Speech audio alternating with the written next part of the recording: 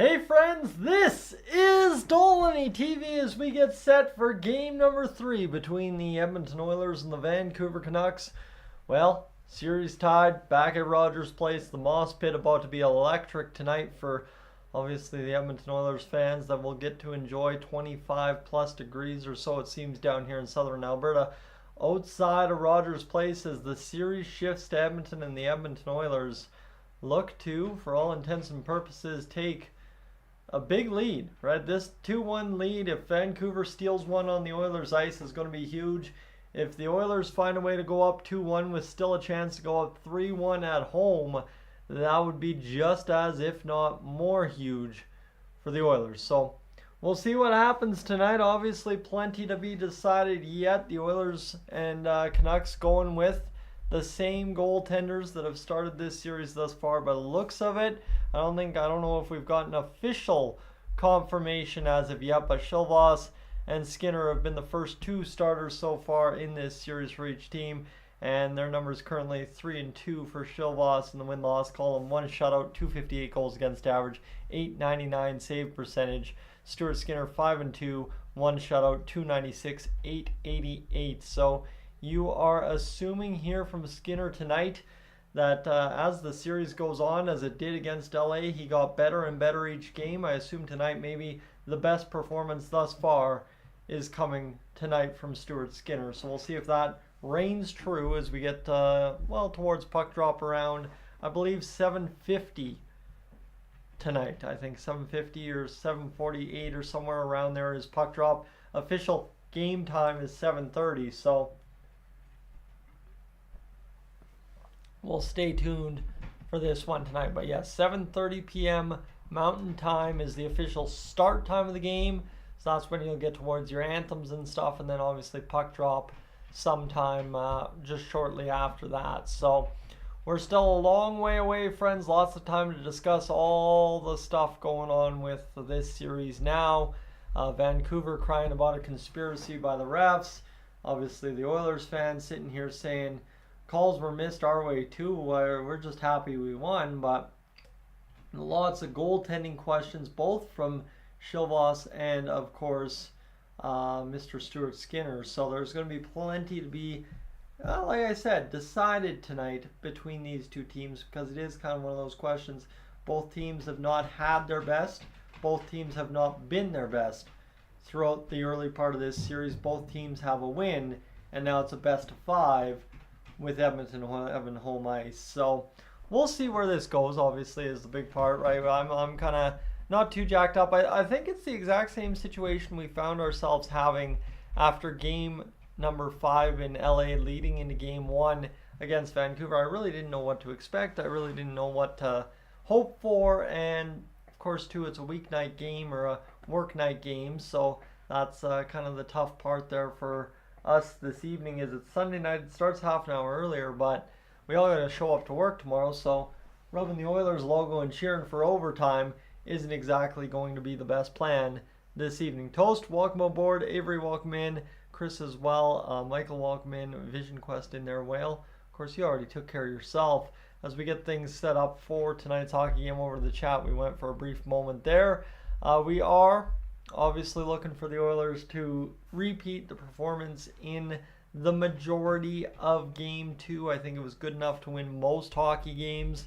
You obviously clean up a couple of things and you're probably going to win them all if you were to really start speculating. But I think for the Oilers tonight, just a full 60-minute effort and getting goaltending from Stuart Skinner is probably going to be your most important elements of tonight's game, or important elements of a potential game 3 victory. So we continue along, friends, to obviously see as well Florida and Boston continue to roll in. They've just had an goalie interference review, so interesting to note there, as well as that series continues to heat up.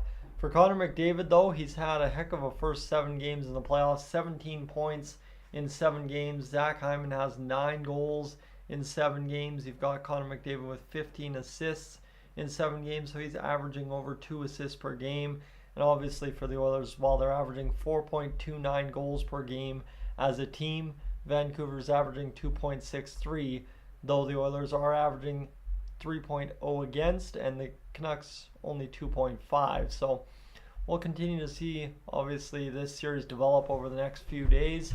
I think by Saturday, we very well could have this series wrapped up. Whatever happens tonight, Tuesday, Thursday, Saturday will likely decide. I don't know if this series needs or will go 7. And as well right now, friends, the Canucks penalty kill at 84.6%. The Oilers at 94.4%. So again, tonight, the Edmonton Oilers penalty kill has to be absolutely stellar tonight to keep the Canucks off the board and keep us right where we stand with that 95-ish penalty kill. Bob, welcome in. As friends, we continue to welcome you aboard for the live stream tonight. Obviously, we'll pick up as the next little bit goes. Obviously, the pregame shows over on Oilers Nation, and of course as well Edmonton Sports Talk rolling, and everybody getting their actual true pregame in. Fortunately, I can't provide that service, so we will get towards game action and what you're really truly here for around 7:30, 7:50, as we do have a little while to go still. So buckle up, go heat up a cheeseburger if you have a good old cheeseburger left from barbecuing on Saturday night. I know here any plans of barbecuing went over the window basically on a thunderstorm that rolled through the countryside there late yesterday. But I think good plan to get to any kind of food you need to do here tonight. I might actually sometime during the pregame go up there and sneak up a little bit of chicken that I cooked a little while ago after my little nap there. Of course, I don't know if it's fully cooked or not yet, but we'll find out. As obviously it is just kind of a weird night, right? Kind of a weird night. Sunday night, 7:30 puck drop. Mountain time, by the way. Different for the playoffs here. Lego Rocks joining the chat. Good to have you, my friend. Welcome aboard. It's awesome to see you. Obviously, you've been crushing the playoffs news thus far. I think it was Lego Rocks setting the tone for the series with a huge video about both teams being warned about diving to some extent. So we'll see where everything kind of goes towards this playoffs. Obviously, now I think we can both agree that the series just got a whole bunch more interesting following what happened in Game 2 with the missed calls both ways. So glad to have you aboard. Shane, welcome in as well, as we are getting towards puck drop here, friends. We're already at 6:56. Just like that, I've already talked 8 minutes of my time away here. My goodness, we are really going to get somewhere tonight. Again, as well, like I said, I kind of woke up, tried to throw some food together, and get on the live stream. So it's going to be a little bit of a scrambly, I think you could say, first period, but we'll get into the intermission. We'll survive and we'll get going. It's going to be a fun first period. I think the Oilers desperately will probably come out with some urgency here in game number 3 with the home crowd and obviously them being fired up. It'll be interesting to see how Connor McDavid, Leon Draisaitl playing together for probably a majority of the first period really generate chances versus bleed chances the other way when maybe the other lines are on the ice. Again, friends, if you're just joining in, it's probable tonight that Skinner and Shilvas will be the starting goaltenders this evening for both sides. Of course, that's not totally unexpected given where this team on both sides are at currently heading into game number 3 as well. I don't know if we're missing anything storyline wise. I think we're pretty well set. So it's kind of the same thing as game 1, one could think. Game 1 was kind of one of those games where we came in expecting maybe, hey, this could happen, that could happen. Some fans had certain expectations this way, some fans had certain expectations the other way. And I think tonight you're back to an even series and you're back to a situation where for both teams you're just looking for that first goal. Obviously the team that has scored the first goal in this series hasn't won the game as of yet, and both have been on the power play, so maybe the first goal even strength, maybe you just find a goal and then add 2. I don't know what the case might be here for the Oilers or Canucks this evening, but somebody's got to find a way to really take a hold in that first period and decide to defend it the rest of the way home. So That's kind of going to be the interesting part tonight, is what the key focuses are for both teams. The Oilers, like I said, a key focus for them had to be the face-off circle, and in regulation they took care of that, doing a much better job than in Game 1.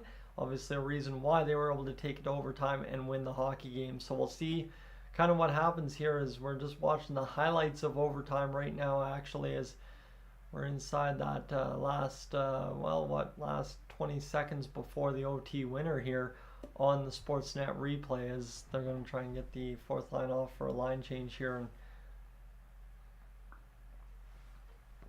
get Bouchard set up for the overtime winner. Mr. Patrick, good evening to you. Clay, welcome in as well, as we are getting towards puck drop here. We're just watching the last few seconds of the Edmonton Oilers on the ice in Game 2 as Draisaitl dropped it back to Bouchard. He let that innocent shot go, and it just looked like a good seeing eye shot from distance, but instead it was tipped in front by Ian Cole. And friends, if you haven't already caught that YouTube short that I threw together for that, I think a lot of folks are catching that right now. Just all of a sudden peeking off here on the shorts feed and just crossing up into crazy territory there on the YouTube shorts. So final in overtime, 4-3 in Game 2 for the Oilers and Canucks. And now tonight we'll get things set up at 7:30 for both teams to do battle and try and find a team to lead this series once more, as we are obviously now 2 games in. The Oilers have home ice, and the big part here for the Oilers is they're at home for the next 2, right? They're at home for the next 2, and they can really, truly take care of business if they can find a big win in Game 3 and then ride that momentum into Game 4. That said, everybody was talking about Game 2 being the big Canucks push. Game 3 tonight, just like the Oilers did early on in that Game 1, Game 3, the Canucks are going to be pushing it hard all first period, and that's where I said both teams are going to be looking to grab a grip early on and make the difference. But that is still just such a blatantly bad stick position from Ian Cole in front for the Canucks that ends that hockey game last time out. But hey, we'll take it. We'll take whatever bounce we need to win this series. Obviously, too, with refereeing being in the forefront, we got to definitely hope that the Oilers stay out of trouble tonight. Drake, welcome aboard as we continue to see some people stream on into the live stream this evening. We're getting towards puck drop. It's now 7:01, so we're about probably, I'd say, 45 minutes away from puck drop this evening between the Canucks and Edmonton Oilers. As you see here, we're seeing what we got. Anything else? I don't know if there's anything to really catch up on. It sounds like Sam Bennett continues to wreak havoc against the Boston Bruins in their series, so that's interesting to note that people are complaining about him, but that's what it is right now. So, Joe, the Oilers are maxed out for injuries, can't afford one more. I'll tell you, I think the Oilers really only have one injury. It's only Adam Henrique, right? Adam Henrique's out of the lineup. Everybody else that started the playoffs are in the lineup right now. You have Sam Carrick, who's still available to you, so you just sub Derek Ryan in for Sam Carrick just based on matchups or whatever the case might have been. And now obviously the Oilers looking to, they got the Oilers Nation crew on the camera right there. But you're looking to keep healthy, that's number one. But I think too, the Oilers have some good options in Carrick and Gagne still available to them. So hopefully, don't have to test it, but I don't mind our depth this playoff year, right?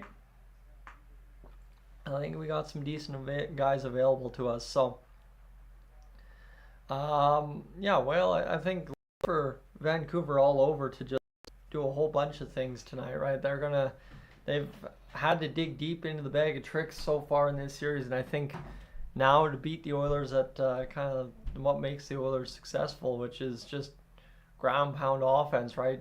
Evander Kane along the end wall beating up Quinn Hughes, Darnell Nurse and everybody kind of beating up down low along the end wall inside the Oilers zone. I think the Canucks are going to have to definitely do some different things to try and change the outcomes for them after game number 2. When we're watching old footage here of Kevin BX on with Kelly Rudy and Scott Oak. That's quite interesting to see. But yeah, friends, we are obviously setting up for game number 3 here this evening. We have a long ways to go yet, and I might, like I said, take a brief moment to go grab a quick little bite upstairs before we get going this evening. So give me a brief moment. I will run upstairs and be right back.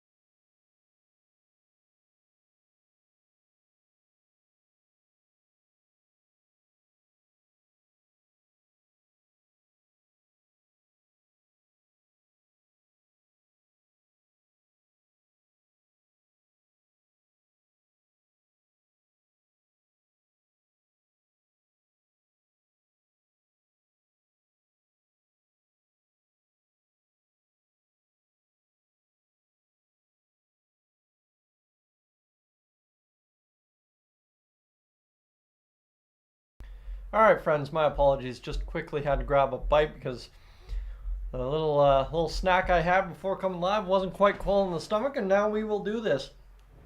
Here for the rest of the pregame magic, welcome aboard, and Albert, welcome in as well, as we are getting towards the what is Stanley Cup Game 3, second round for the Edmonton Oilers against the Vancouver Canucks, as both teams tied in this series at 1 apiece so far, as we look forward to getting towards puck drop here in a matter of about 30-35 minutes, as we're seeing where we go this evening. As obviously for the Oilers, they need to keep up the momentum with McDavid and Draisaitl on the ice. Goals were 4-1. Shot attempts 42-7, shots on net 22-3, scoring chances 21-3. So you gotta also hope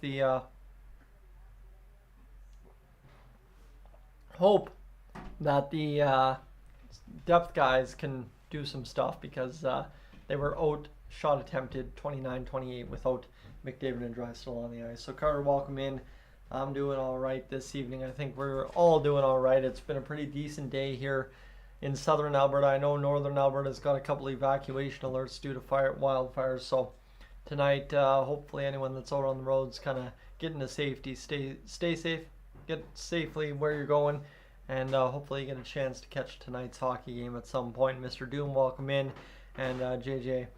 You don't see this team beating Dallas to get there. Well, this team beat Dallas in was it 2 games this year, or was it just 1? But the way the Oilers beat Dallas in that 1 game makes for some interesting possible playoff hockey. So CW time of the game, I'm telling you, time of the game is about 7:36, 7:40, somewhere in there tonight.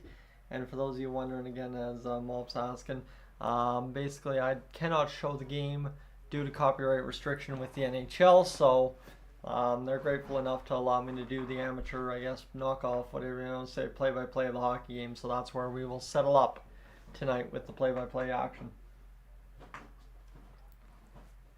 But we are at the 7:08 mark, friends. We are getting towards this evening's action, as the Oilers and Canucks will look to obviously get things fired up for a very important game number 3. Chilvas and Skinner are the likely starters tonight for both sides. Both teams are out for warm-ups right now, and it is really going to come down to, for the Oilers, keeping Besser, Miller, Pettersson, right, the Lotto line, keeping them off the score sheet tonight. The Oilers probably have some success, and then again keeping it going with Chris Knobloch. With coaching record in the regular season was 27-5-3, and the Oilers have been pretty lights out on home ice so far in this series, or so far in the playoffs, outside of one game against LA. So we'll see what we can do. Connor McDavid at home has also scored 23 goals in the regular season, so with only the 2 in the playoffs so far, I'm sure he'd like to score a big one tonight to kind of, again, follow up on what was a good performance in game number 2 for Connor McDavid and the Edmonton Oilers top line. So here we go, friends. We continue to get towards Rick Tocchet's comments now, as he's saying the Canucks were a little hot potato with the puck there in game number 3, kind of saying they were throwing it away a bit. And to some extent, the Canucks definitely did that, watching these highlights. Just a couple of chops towards open areas instead of making the sound play, which I think the Oilers might have been a little guilty of in game 1, and especially in the late couple of games there against LA. Just LA didn't have the power to burn them. So we'll see where this goes for the Oilers tonight. With they're just showing some highlights here of the hockey game last time.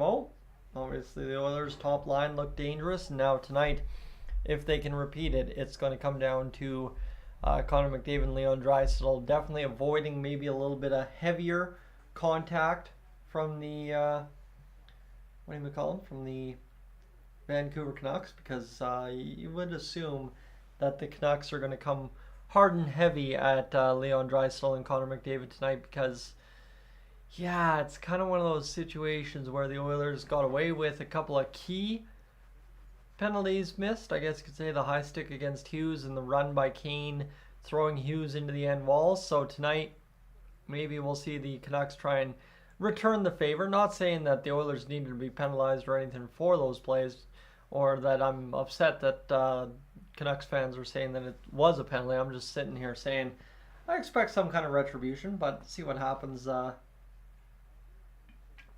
here this evening.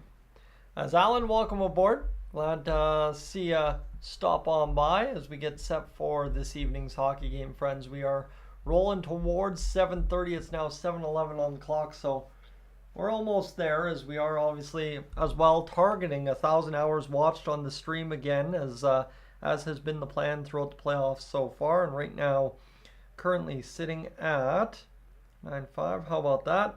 18.4 hours watched on the stream. So we're waiting to get underway. Obviously, I think we were over 75 by the time we dropped the puck in game 2. So we'll see if that is once again the case here tonight, friends. Thank you so much for hanging out with me, by the way, as we get set for the pregame portion to come to an end here in the next 20 minutes or so. Again, for those of you just joining in, Skinner and Chilvas appear to be the guys that will get the start again for both teams. That said, they are marked as probable. I haven't seen anything definitive today, but I've also been doing a lot of driving today, so kind of be interesting to see how both teams approach the goaltending this evening. And it is Jack Michaels who confirms Stuart Skinner will start for the Oilers. It'll be Draisaitl, McDavid, Hyman, Kane, RNH, Fogle, Holloway, McLeod, Perry, Janmark, Ryan, Brown. So a line that spent a lot of time together in the regular season will get it together again.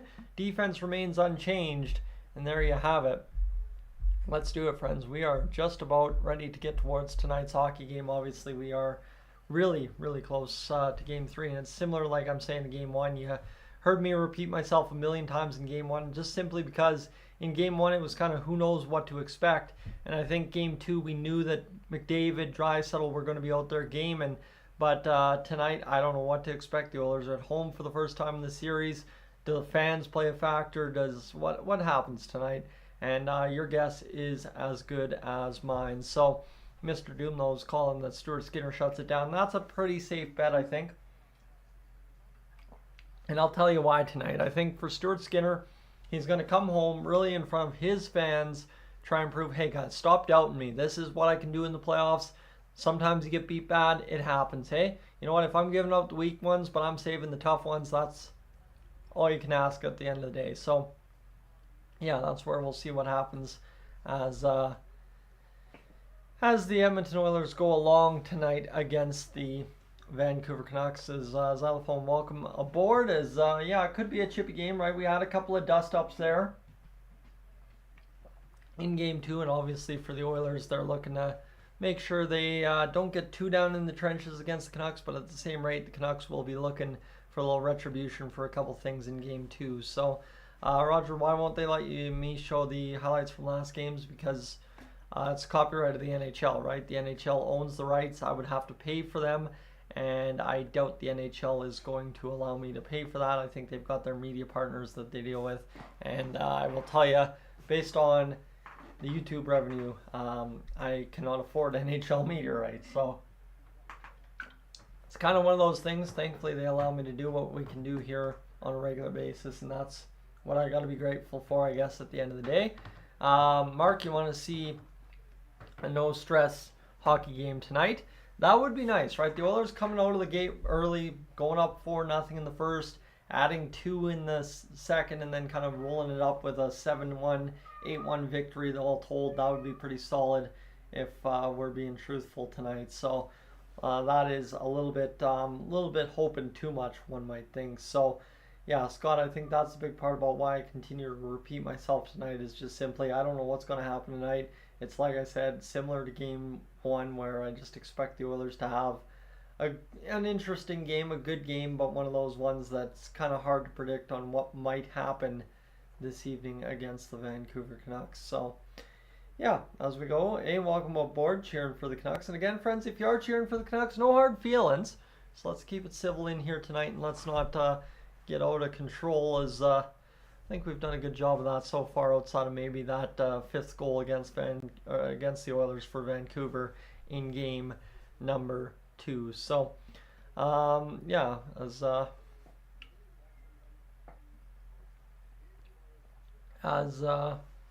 we go, friends, we are watching Luke Gazik break some stuff down for us right now.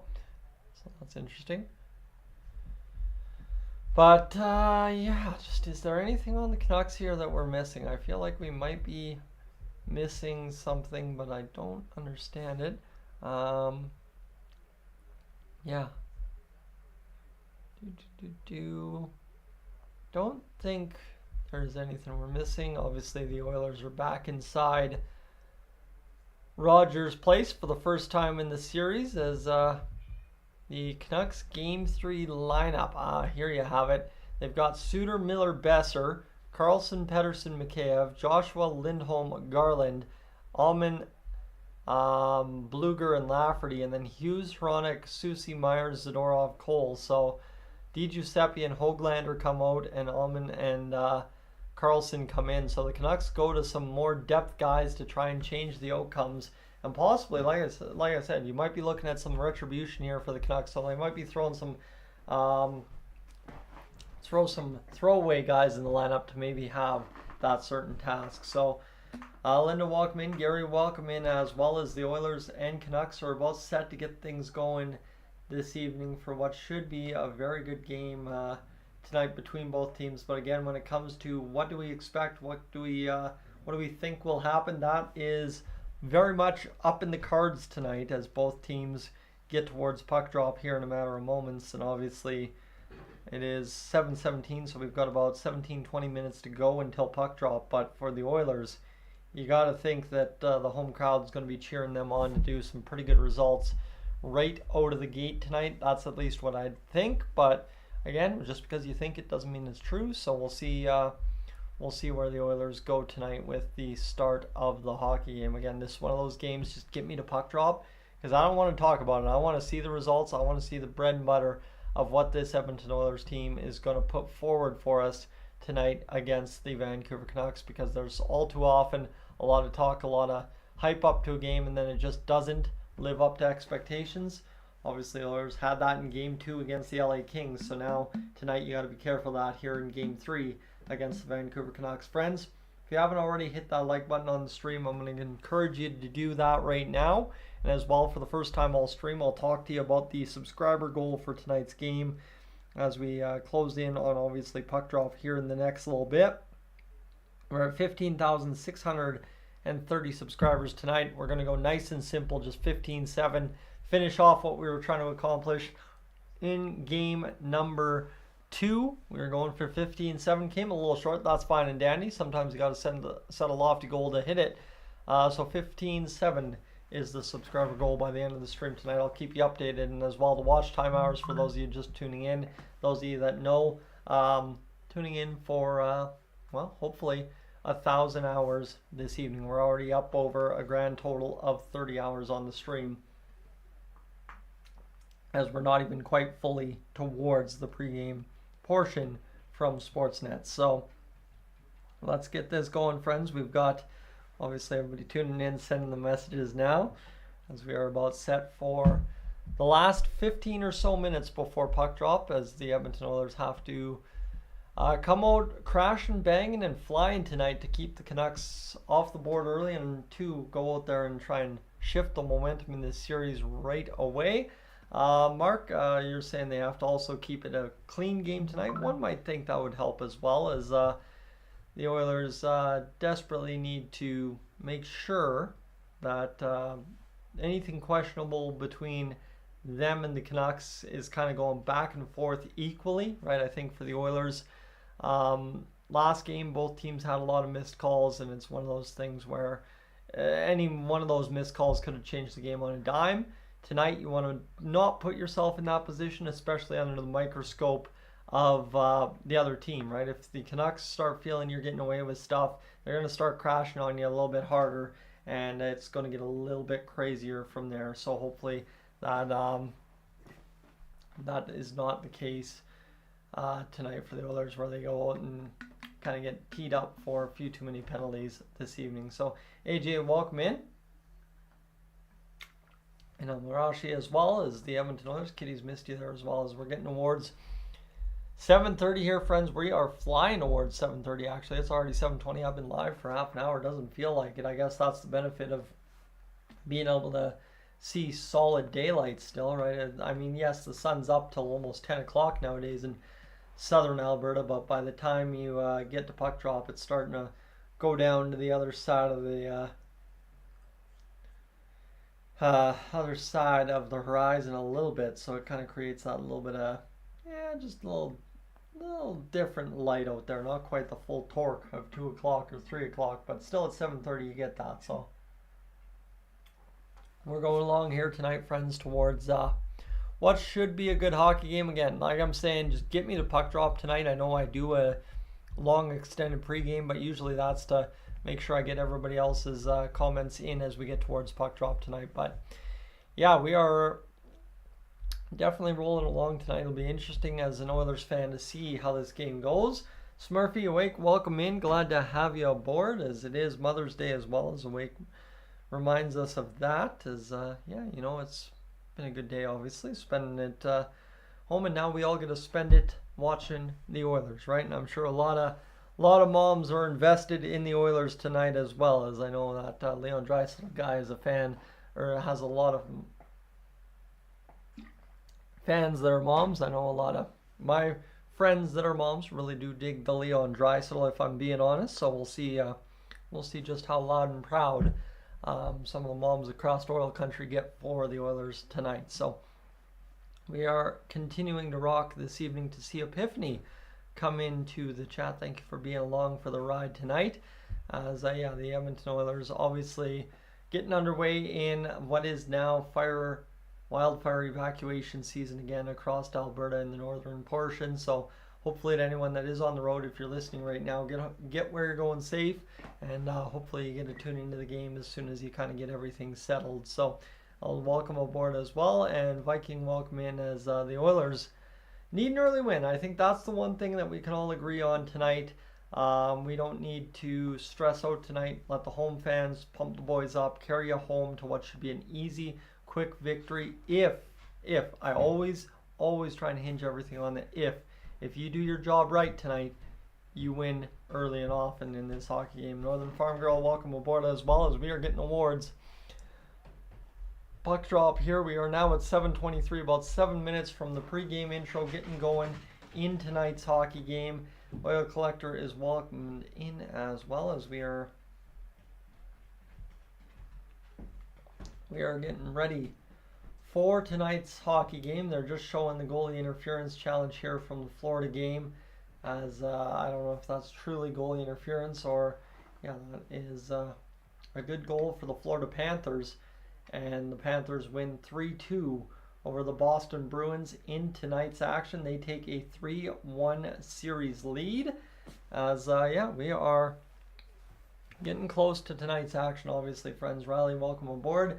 If we could see any shots of Mr. Quinn Hughes, he looks very beat up for the Vancouver Canucks. He's kind of got a bruise up here, cut here, chin kind of looks a little beat up as well. So we'll see for the Oilers if they can continue to ground and pound down low against the end wall inside the Canucks territory. Mr. Quinn Hughes, that's kind of been their biggest target of the series so far. Riley, welcome in. Margaret, welcome in as well, as we're getting towards tonight's hockey game, friends. And like I said, that's all that I care and matter about, is just getting towards tonight's hockey game, simply to see the Oilers show up and do what we all know they're capable of this evening. So again, friends, I will remind you, if you are new to the channel and you want to stick around for the rest of the series, please consider hitting that subscribe button here on the channel,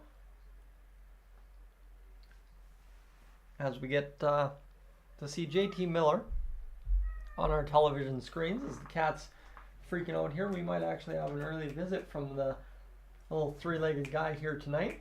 Hey, buddy, you going to actually come down tonight? Yeah, of course you are. Miss one game, come back for the next one? Hey, buddy. There we go. Little buddy coming to chill and hang out. Yeah, there we are. All right. So, Mr. Rick Tockett's defensive schemes here, that's what they're breaking down right now for the Vancouver Canucks and, of course, the Edmonton Oilers, who have to face it. Stephanie, welcome in. And we got Sylvan as well. And, well, we are seeing everybody talking about the penalties here. CW talking about Connor McDavid being sneakily a goon. Connor McDavid's definitely good at a little bit of gamesmanship, one might add, right? He takes a lot of lumps and bumps throughout a game. So he's always been good at kind of finding a way to get it back to the other team.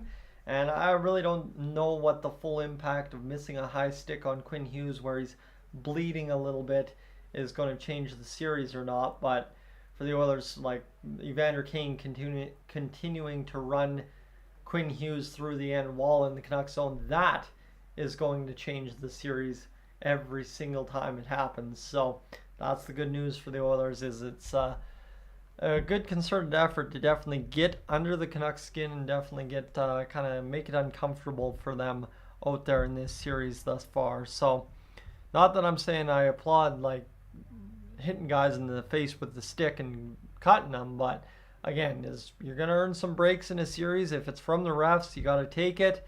Again, it would be dumb of me to be sitting here saying, oh, well, that should have been a penalty and we should have lost that game because I believe in, again, right, there's plenty of stuff that goes uncalled on Vancouver as well, so you can't fully complain too much or agree or whatever you want to say. So, friends, we are towards puck drop. The Edmonton Oilers, the Vancouver Canucks getting awards. 7:30 here. What you need to know is Shilvas against Skinner once more. From the sounds of it, the Oilers averaging 4.29 goals per game, only scoring 4.0 in this series thus far. So we'll see what the Oilers have in store for the offensive light show tonight. And yeah, Nation's saying exactly this as well. Let's see how that home ice advantage does for the Edmonton Oilers tonight, as we get the puck dropped in about 13, 20 minutes, somewhere in there. Somewhere in that span of time. As Zephyr, welcome in, as well as peace and love to all the Oilers fans. Well, we'll take Oilers fans having peace and love tonight, as hopefully everybody can kind of remain calm in what could get to be an interesting game. Right, the physicality is likely to be toned up tonight for both the Oilers and Canucks, so we'll see where we go. But we'll see where we're going as the Edmonton Oilers quickly hopefully come out of the gate this game and get the attack going. So again, friends, everybody's free to post in the chat and do what they're doing as long as they keep it civil. So let's just not attack each other and tell everybody what's up. So yeah, the Edmonton Oilers obviously getting towards what is going to be a key game number 3. You take a 2-1 series lead, you ride that momentum, you go get a 3-1 series lead. You're probably going to have a good chance to close it out in Vancouver. But again, you got to actually do the work to get there. And that's where the Edmonton Oilers have to desperately have a good performance early in Game 3. And Almarashi as well, mentioning that Connor Brown is in for Adam Henrique tonight. Yes, Adam Henrique battling an ankle injury. He will be out of the lineup tonight after playing just less than 12 minutes against the Canucks in Game 2. It will be Connor Brown coming back in, that fourth line. That was our regular fourth line in the regular season. We'll get the bump up into the regular season slot of the fourth line here again in the playoffs tonight. So we'll see where we go this evening. And we see Lauren come in here talking about how horrendous the officiating is in this year's playoffs overall. Well, again, right, as I think every single year the officiating is awful and everybody says the same thing, so we're not going to worry too much about it. Like I'm saying, we're just going to keep going here this evening. So hometown in the house, there we go. We like to see that. Welcome aboard, Mr. Friendo, as we get everybody welcoming into the chat here this evening. Devin, welcome in as well. As BMAC, welcome in, and hopefully the two-headed monster got their legs tonight after massive minutes in Game 2. I think that'll only do them good this evening. So Melinda can't wait to get home from BC to watch the Oilers in Edmonton here over the next little bit. So we're hoping the Oilers again continue to roll through this series the way that we know they are capable of. Travis, welcome in. And there you go. We've got the pregame intro on Sportsnet, friends. We are about to light up tonight's game as the Oilers and the Canucks. Well, it's set to go 7:30 at the moment. We've got obviously the footage here from Mother's Day. That is what the intro will be themed around for Sportsnet and CBC this evening. As we look here right now, we're up over 63 hours watched on the stream, friends. I think safe to say we will hit that regular 75 before puck drop this evening as the Oilers and the Vancouver Canucks look to get things going here in a matter of moments. So again, thank you for being aboard for the pregame portion. Sorry that it was similar to that Game 1 portion where it was just a lot of rambly, scrambling, not a whole bunch of anything to eat up. But again, tonight's one of those games where I just need the Canucks and Oilers to kind of give us the goods early on and get us into the game and give us what we're going to find out this evening. As Steve, thank you for the don't know my friend, as that's $2 on the board here early on, the first super chat there. And what you'll understand is, friends, when the super chats come out, that usually means we go commercial free through whatever period that came in for. So in the first period, we will go commercial free until, of course, the, you guessed it, until the first intermission. So we'll see where we go as Oil Collectors hoping Perry and Holloway step up tonight. I'm really hoping that Corey Perry does something greasy tonight. You know, like, he's kind of been quiet so far in this series. If Corey Perry comes through, like Derek Ryan had the stick between the legs there, a Höglander last game. If Corey Perry wants to whack a guy in the hip there and just kind of slow him down a bit, I would not mind that at all. So we'll see where we go this evening as screaming. Yeah, no, it was a good finish to game number 2 last game out. Obviously, the Oilers winning that one in overtime, just about 5.5 minutes in to the overtime frame. Tonight, if we go overtime, I'd at least like us to go a little deeper because it's getting exhausting getting ready for overtime every single night in, night out, and then essentially 5 minutes or less in, the game being over, and it's like, wow, we just sat through an intermission for almost no hockey at all. So we'll see where we go. As Alvin, welcome in as well, as we are about set to get this one underway, and now a matter of about 10 or 12 minutes here we are going to see one last shot of the Moss Pit in Edmonton, which is pretty full now. I think big thing is obviously the Moss Pit fills up a lot more for home games than it does for away games, just simply because that's kind of the tendency, right? There's much more of a vibe on a home game day than there is on an away game day down at Rogers Place. So we got the intro screen going on the Jumbotron at Rogers Place. We have the screen in behind Kelly Rudy, Rob McLean, Luke Gazdick, and Kevin Bieksa as we get set up for tonight's first period here in a matter of moments. Gene Principe doing the reporting for us this evening as we continue along towards puck drop in a matter of a few moments here on the live stream. And the Canucks will start Lindholm line with Hughes and Hronek.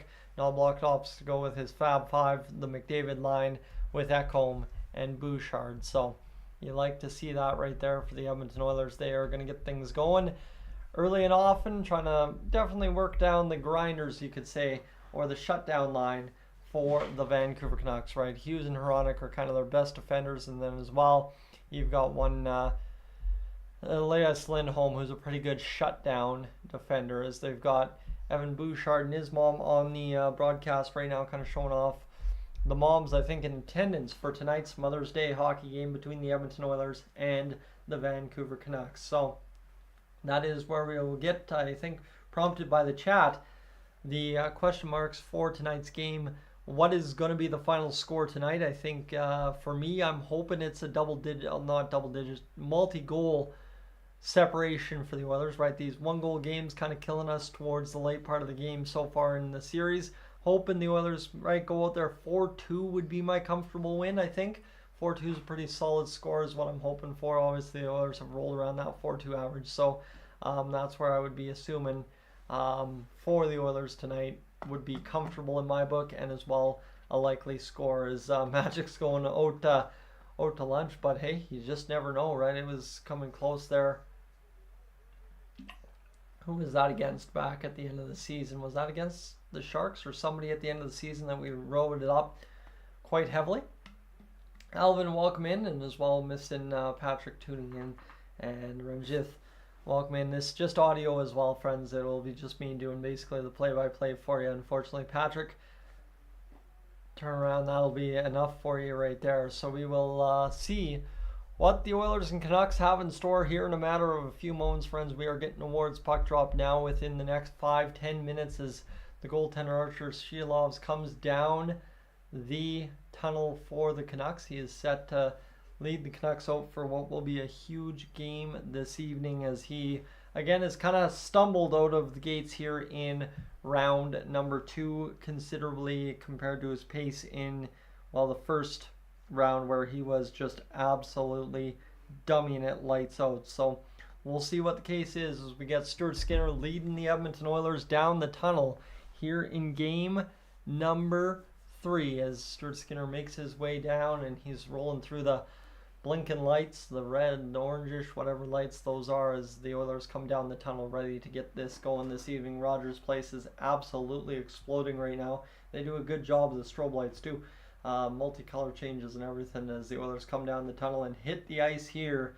Some of the guys straggling along in behind as the Canucks have also walked down the tunnel and are on the ice now as the Oilers and Canucks about to set up this evening's hockey game. Scott, welcome in, as you already missed the three-legged hero of the stream earlier just a moment ago, as we are on a shot of Connor McDavid, about set to get tonight's hockey game up and underway. Obviously this evening the Oilers have to find a way to come out of the gates fast, come out of the gates hard, and continue to do what they've done in this series that has made them as successful as they have been, to come home with a 1-1 tie instead of being down 2-0. So we'll see where we go as the Edmonton Oilers see Nikita Zadorov. I don't know if Nikita Zadorov was just checking on Casey DeSmith or what, but the Oilers and Canucks are moments away from doing battle here. But first, of course, we're going to have the anthem, and this is where it's going to really get we're really going to have to get to the crowd singing at home. So Leon Draisaitl saying there's no one out there like Connor McDavid. Well, what we'll say is Blaze is saying there in the chat, Mr. Leon Draisaitl had himself an absolutely incredible game in Game 2. For a game that he was so banged up he might not play. 4 points and a win for the Edmonton Oilers. I assume tonight you'll see a lot of dominance from Connor McDavid and Leon Draisaitl once again this evening as we get towards just about dropping this puck. The Oilers fans are just loud and proud, cheering home the team again. Michael, welcome in as we are really just about finally set to drop the puck tonight. Superfan Magoo beating on the drum there, and we are just about set for the crowd to black out here in Rogers Place, which means we have the land acknowledgement from Chief Willie Littlechild as we get set up for tonight's hockey game, just about to bring home the pregame portion. Again, friends, thank you so much for being aboard tonight. What I will tell you, if you haven't already hit that like button on the stream, make sure to do as such here early and often on the stream. And with that, let's get to it. We are just about set for the anthem as this Edmonton Oilers team will get going in a matter of moments. Benoit, welcome aboard, and Brian as well, as we are just about ready to get the Edmonton Oilers going for tonight's hockey game. As we will see Mr. Robert Clark in the sea of Edmonton Oilers fans as we zoom in on him. The light's not quite perfect this evening, but Robert Clark gets the loud chant from the Edmonton Oilers faithful and sings the anthem as we come home on the pregame portion one last time to take home what should be a very good finish to what this Edmonton Oilers team needs here in game number 3. Friends, welcome aboard. I am a little bit scrambled, like I said. I'm going to go quickly grab a snack here in the first intermission, which should settle the stomach. Kind of had a weird little nap there pregame that didn't do me any favors. So the Edmonton Oilers faithful singing the anthem loud and proud at Rogers Place right now as we bring home what should be a pretty good start to this round 2, game number 3 between the Oilers and the Canucks. I can barely talk. I guess I have been live for 51 minutes odd now as we are at 7:40 on the clock here. We are just going to probably drop the puck in about 2 more minutes or so. So stay tuned, friends. The play-by-play just about set to get underway here on Dolynny TV this evening as the Oilers fans celebrate. The helicopters fly over from the north base over on Highway 28 of Edmonton as they fly back over and get set. As we do battle this evening, the fans yelling at the helicopters down in the moss pit tonight. And this one will be just about set to get underway as the big flags inside Rogers Place wave in there as the orange and blue ice crew gets us going for tonight's hockey game, friends. A pocket dog would be solid as heck. That is if you guys don't know the legend of the pocket dog, you got to make it down to the Saddle Dome before they close up shop one of these days, because pocket dog is probably one of the most well-rated arena foods I think I've ever had. All right, friends, Evan Bouchard on the ice, Matthias Ekholm about to bring us home here in this hockey game to begin anyway, as they will start on the ice for the Oilers in what is the first period. It's going to probably feel like overtime right out of the gate. Face off down, it's won back by Lindholm, picked up by Hughes in his own end, up the left wing, tipped in by the Canucks, touching just on the right side of half. The Canucks avoid icing as this one comes free for Joshua, turned back by the Oilers to the far side corner. Ekholm's nailed in the corner, and the Oilers try to skate away, and instead the puck ended up going right along the pads of Skinner. He covered up, and then Joshua got the business from the Edmonton Oilers defense. We're just 19 seconds into this game, and everybody already wants a piece of each other. This is going to be fun right out of the gate as Lindholm nailed Ekholm. I mean, that is about the biggest hit you've seen to start this hockey game. And then Joshua comes in and rocks Ekholm again once over. So this one, like I said, just dribbled along Skinner's pads. He was able to cover it up. The Lindholm line does its job right out of the start of tonight's action. 19:41 to go and no shots yet. That puck was just dribbling in everybody's feet and then rode the pad of Skinner, as this will be picked up for a face-off to the left of Skinner. One back by the Edmonton Oilers, skating up the boards and flipped into the neutral zone. Onto it, Hyman tips it over to Drysdale. Drysdale backhand across to Bouchard, escapes him. Bouch down low, tied up is Hyman. Could have been a holding penalty there for talking about missed calls, as Hyman skating along the wall, picked up by Drysdale now, as the Oilers top line will once again get to work, working it down low as Drysdale back to the high point. Canucks have the puck, jam it out into the neutral zone. A nice pass there, just misses the skate stick or whatever you want to say of Connor McDavid, and everybody on the Oilers guilty of an icing call there, as we'll get back to work in the Oilers zone once more as Warren Foegele, Ryan Nugent-Hopkins, and Evander Kane. Your second line tonight, Holloway, McLeod, Perry. Your third line, Brown, Derek Ryan, Matthias Janmark. Your fourth line is the Edmonton Oilers. We'll get going here early and often tonight in this hockey game, one might think, especially if the Canucks want to come with a physical tone. Mikheyev coming in for the face-off draw here against Connor McDavid on the icing call. He wins it back. The Canucks fire the shot through traffic. Save made, it looks like, by Stuart Skinner as it comes to the near side corner. The shot's still 0-0 officially. McDavid absolutely just jolted Mikheyev down along the near side boards, and the Oilers kind of stumbling this puck out into the neutral zone. Skating it there, McDavid's going to peel back and then just quickly, deceptively, more so, backhand it down low to the Vancouver Canucks Archer Shilovs as Foegele throws a hard hit against Hughes, transitioning back the other way, 2-on-2. The Canucks get to the attack. Wrist shot, glove hand save. Stuart Skinner, Hronek back to the point, misses the puck there, and that's going to set up an attack for the Edmonton Oilers. Oh man, getting down there low. That was Foegele. Couldn't quite get to that puck. Shot from the wall though by Kane, just about hit the target, and then Foegele against Myers gives him a good jolt, and the physicality ramps up here early on in game number 3. Myers scoops it ahead. It's over to Nugent-Hopkins, back to the point. The shot towards the net, blocked in front by Shilovs, and the Oilers get a shot from one of the lines not named Connor McDavid, Leon Draisaitl, Zach Hyman, as this one continues into the near side corner. Foegele seeing battle there against Myers, as that is Lafferty taken into the wall by Nurse, and then big battle there between Foegele and Soucy as Foegele ends up with the worst of it there. Both teams are throwing the body early on. Ceci at the point now near side, shot through traffic, blocked in front, picked up again. The second line's got something rolling as now McLeod's on the ice, fires a shot sky high off of somebody, goes up and out of play with 17:40 to go in this first period of play. The Edmonton Oilers crashing the bodies nice and early to begin this hockey game. That's a welcome sign, as that was across the line, picked up and shot by the Canucks, and Hronek got it on the glove of Skinner, but Skinner couldn't quite cuff it with the hand. So 17:40 to go in this first period. We are just barely underway in the Edmonton Oilers, and Canucks have come out just running each other into the boards hard and heavy in this hockey game, as Brett Kulak will bounce off into the neutral zone. A turnover there for a brief moment as the Canucks come up with the puck. Backhand by the Canucks back into the neutral zone. A little bit of a fall down there by Kulak on the puck, was able to keep it tied up, and now a battle there in front as Derek Ryan right in front of the benches took a jolt from the Canucks players. And this one along the near side boards again as the Canucks escape their zone, picked up by the Oilers, fired up through the middle across the line. The Oilers are offside, and Janmark takes a couple of shoves there from Hronek, who's asking for a penalty or yelling at the linesman, not sure which. 17:07 to go in this first period of play.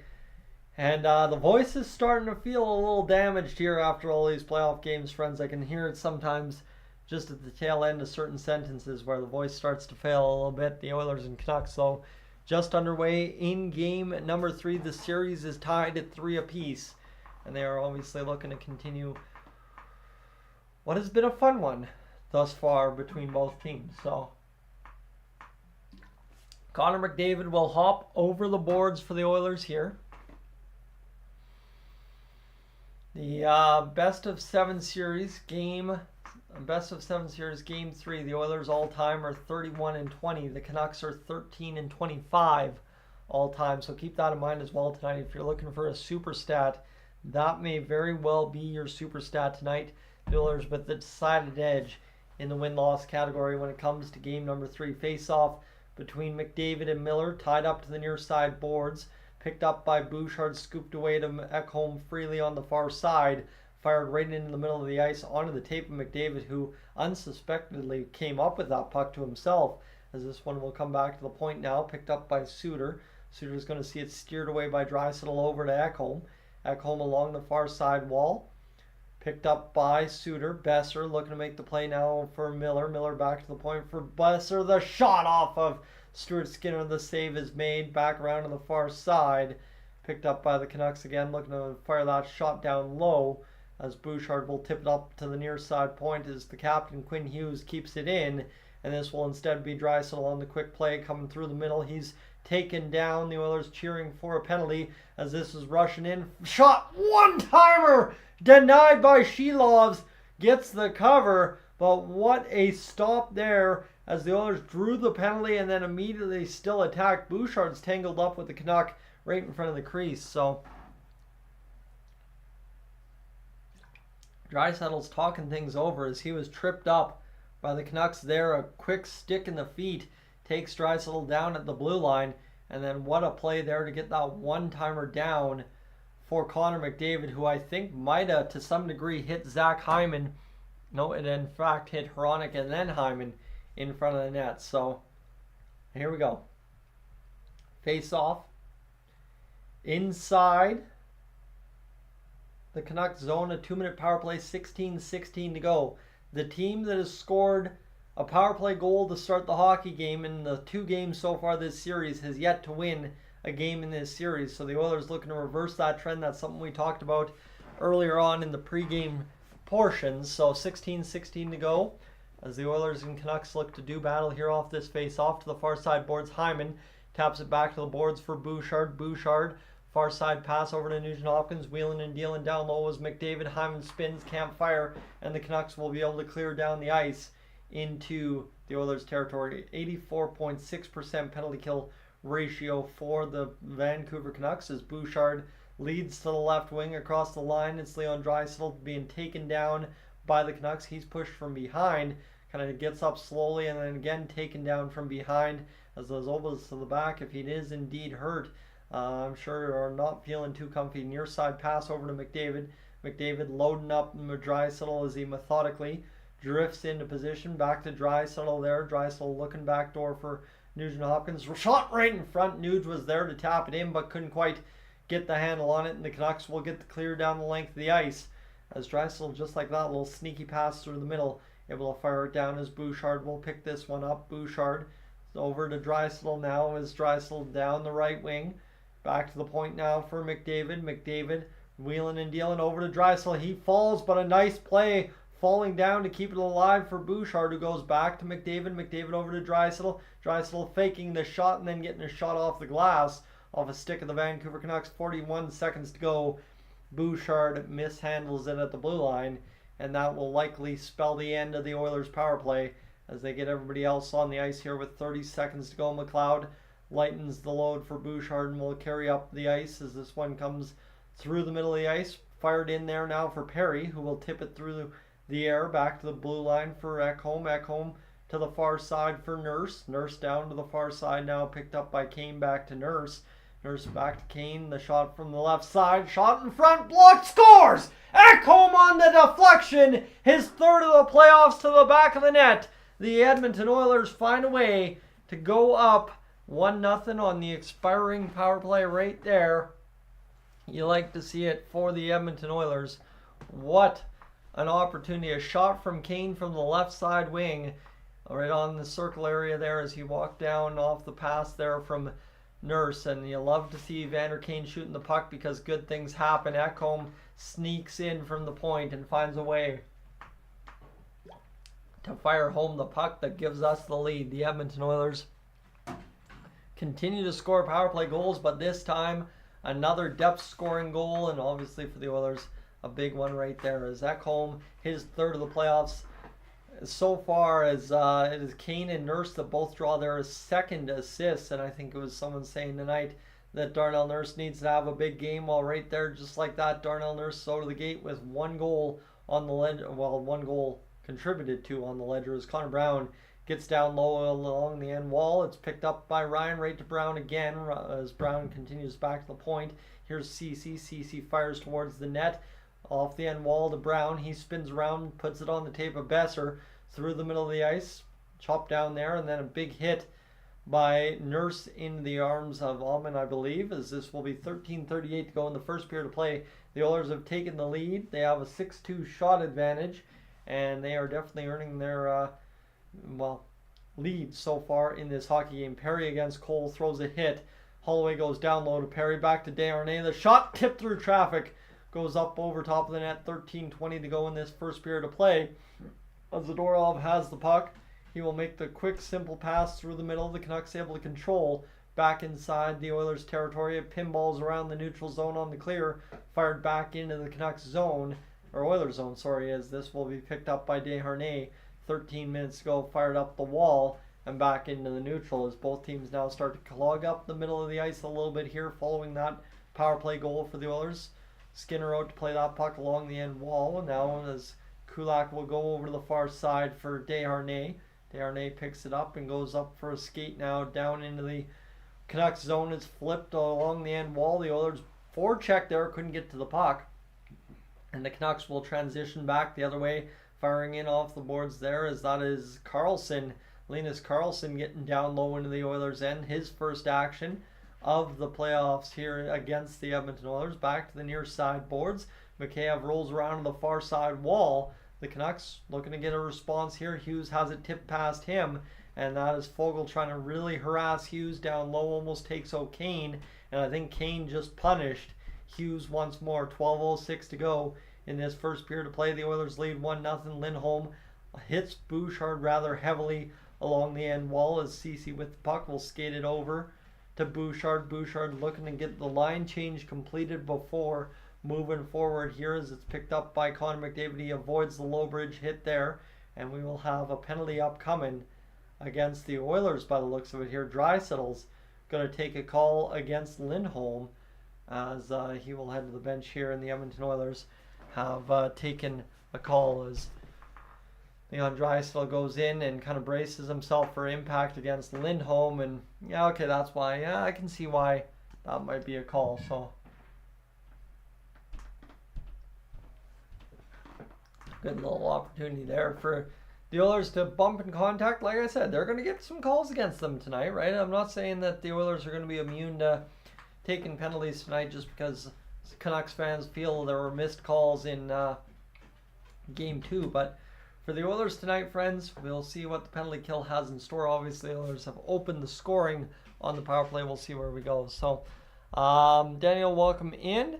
Glad to have you aboard as the Edmonton Oilers are obviously rolling through the hockey game so far with a 1-0 lead. Now they really got to come in with a hard focus on this penalty kill and find a way to make sure they seal off any chances here for the Vancouver Canucks early on in tonight's hockey game, friends.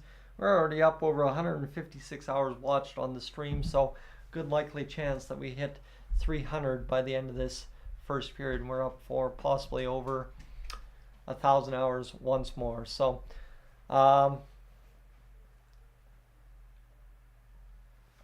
we are going to see what Twitter has to say about that call. Quickly check as there's just replays of obviously the power play going in there for the Edmonton Oilers, and I don't think I think there's just a little bit of McDavid and Draisaitl's pure shock and surprise when they get called for a penalty is always funny. Now it's true, right? The Oilers always seem to have Draisaitl and McDavid take some calls once in a while, but they're always, what? You mean you tagged me for that? But and you know what, it is the end of the day, right? The Oilers usually have some penalties that are usually bad from Kane and Nurse and guys like that. So when McDavid and Draisaitl get tagged for penalties, it's a little bit more shocking. Rock, welcome aboard. Michael, welcome in. And James, welcome in as well as we missed you. Gordon, I think I missed you. And Smith, welcome in. As Ekholm, 3 goals in 2024 playoffs, tapped out to the blue line off the face-off. Miller's able to hold it in. An interference called to Leon Draisaitl. Near side now, Hughes back to the far side. The shot loading for Besser at the point. Now the one-timer, stop made by Stuart Skinner. His 4th save of the game as it comes near side. Hughes pinches down low to keep it on the far side. Canucks back to the point here, cycling around the zone. Here's Besser, shot looking to get through traffic. Can't get it through as Hughes will go back to the point now. Besser loads the shot through traffic, scores right in front. I think that was Elias Pettersson as Besser finds the back of the net from the long-range bomb. And just like that, this game is even as Vancouver's Rogers Arena is absolutely lighting up here as that one takes no time at all for Besser to score the tying goal. And like I said, both teams are going to dig in tonight, and the team that scored the opening power play goal has yet to win a series win a game in this series. So there was a tip along the way, whether it be off the stick of Desharnais or off the stick of Lindholm in front. Somebody along the way tipped that puck past Skinner by the looks of the one replay, as this bounced to the near side boards, flipped back inside the Oilers' territory. And it looks like we'll have an icing call against the Vancouver Canucks. Perry's dusting it up with Joshua and Soucy, and here comes in Holloway against Garland. And there you go, right out of the gate, right? The Oilers immediately respond physically against the Vancouver Canucks.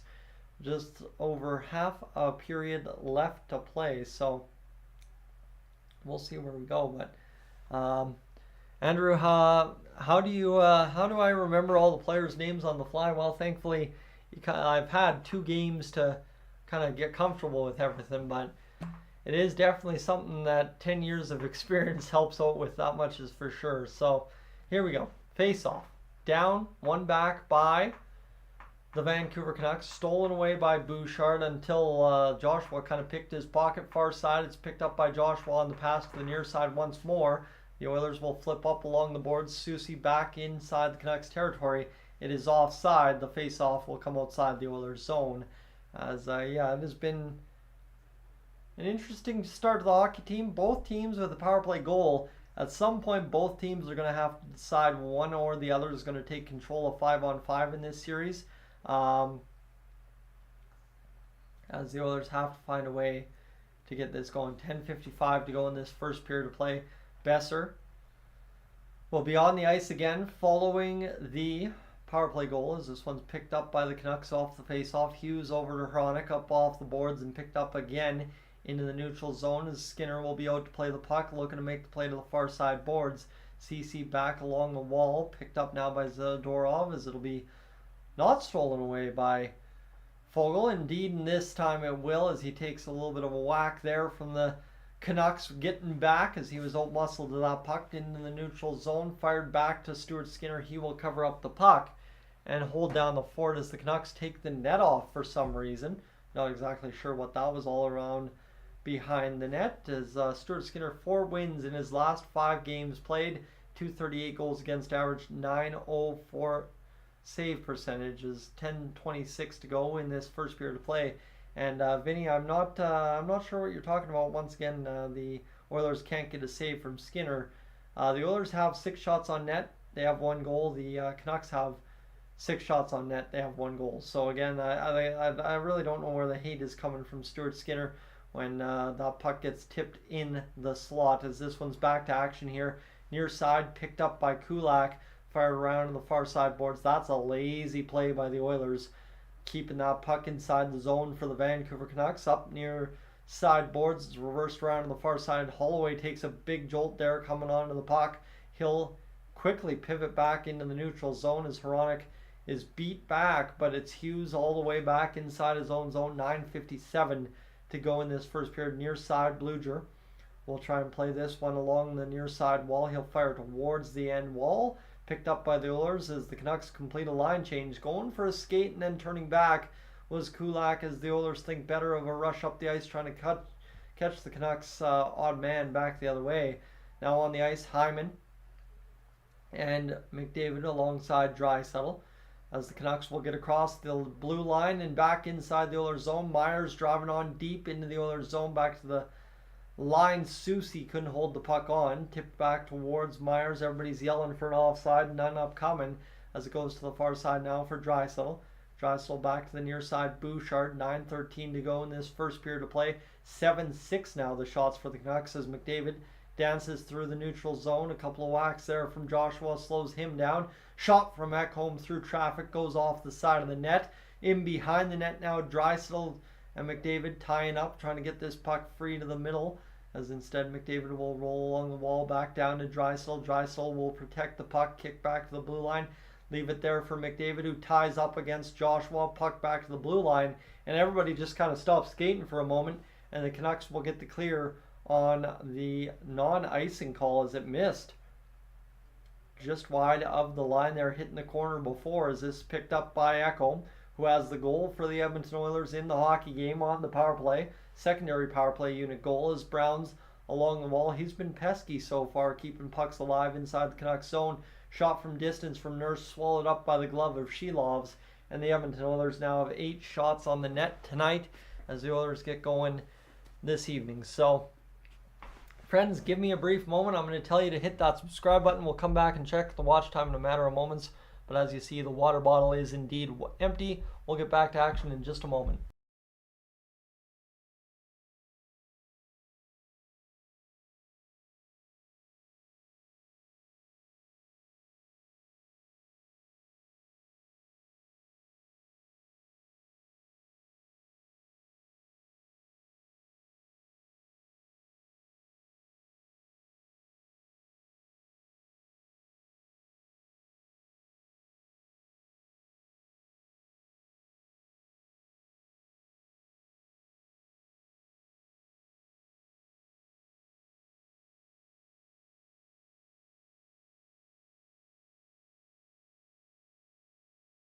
My apologies, we're back to action. Again, if you haven't hit that subscribe button yet, I don't know what you're waiting for. Game 3 is underway, so we're guaranteed at least 2 more games in this series as far as it is going between the Vancouver Canucks and the Edmonton Oilers. We're up to 15,646, so we are just roughly, about 54 away from 15-7. Friends, again, thank you so much for being aboard tonight. Do appreciate you hanging out here on the live stream as we get another hockey game going tonight. Anything we can mention here on the watch time right now is we're at 2.7. Let's go here. How about that? 196 hours watched. So we are likely, as I said, to eclipse 300 hours all told by the end of the hockey game. Again, to recap the scoring here, or the hockey game's first period, pardon me. Just to recap the scoring, Matthias Ekholm from Evander Kane and Darnell Nurse, and then Brock Besser from Quinn Hughes and JT Miller, both on the power play so far to start this hockey game. So the Oilers desperately need to get things going here in this first period, late going. So we continue to roll along, friends, tonight, as it looks like everything is really rolling along tonight. Game 2 accidentally has 149 views on it. I feel bad if you're tuning in over there, as the Oilers fired a shot towards the net. It's picked up by the Canucks. They will exit their own zone. Fired down deep into the Oilers' end. Skinner out to play the puck. He doesn't gaff that time, and luckily it goes to the far side boards, where the Oilers will be able to control this one back into play in the neutral zone as it lands on the tape of an Edmonton Oiler. Over to Foegele. Foegele down the right wing will load the shot to the far side for Kane, dragging in front. Couldn't find Cody Ceci, who would pinch down, and now here's Kane throwing a little bit of a cross-check into Connor Garland as Foegele finishes the hit on Zadorov, and this will be tapped down low as here's Nurse against Mikheyev down low in the Oilers zone now, as the Canucks continue to be met along the wall by the Oilers at every convenient opportunity, as Desharnais along the boards will free it up for McLeod. Picked up by Perry to the middle of the ice as Holloway will tap up free for McLeod. Here's McLeod down the right wing, peeling back, looking to make the pass. He'll bounce off the end wall down deep inside the Canucks territory as Holloway comes up along the boards, picked up by the Canucks' Carlson, who's seeing action in this series for the first time, as it's picked up now by the Oilers to the far side and flipped back inside the Canucks territory. The shot's officially back at 6 apiece with 7 minutes to go in this first period of play. 1-1 the score. Hughes right up the gut. Now the Canucks across the line. Here's Miller towards the net. Shot goes around the boards, picked up by the Canucks again down low, as this will be Miller picked up now. Shot fired through and back of the net by Besser, who all of a sudden is having himself a game tonight. The Canucks lead 2-1, 6:42 to go in this first period of play. That is a tough goal for the Edmonton Oilers. That's one that needs to be stopped right there if you're Stuart Skinner. And now I guess we'll see what the Oilers' response is, right? The Canucks answered back not too long after the Oilers' goal, so don't expect it'll take too long for the Oilers to respond here this evening. So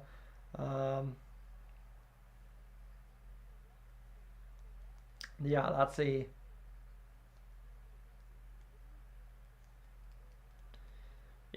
tough goal against. Is this picked up off the face-off by Bouchard? Far side board pass doesn't work out for the Oilers, as it'll come back near side now, as the Oilers across the line are guilty of a high stick. So we will have a stoppage in play here. 6:25 to go in this first period of play. As Stuart Skinner, I'll tell you here, friends, everybody's going to criticize him for 2 goals against in the first period, but what we've seen of Skinner in the last few games of a series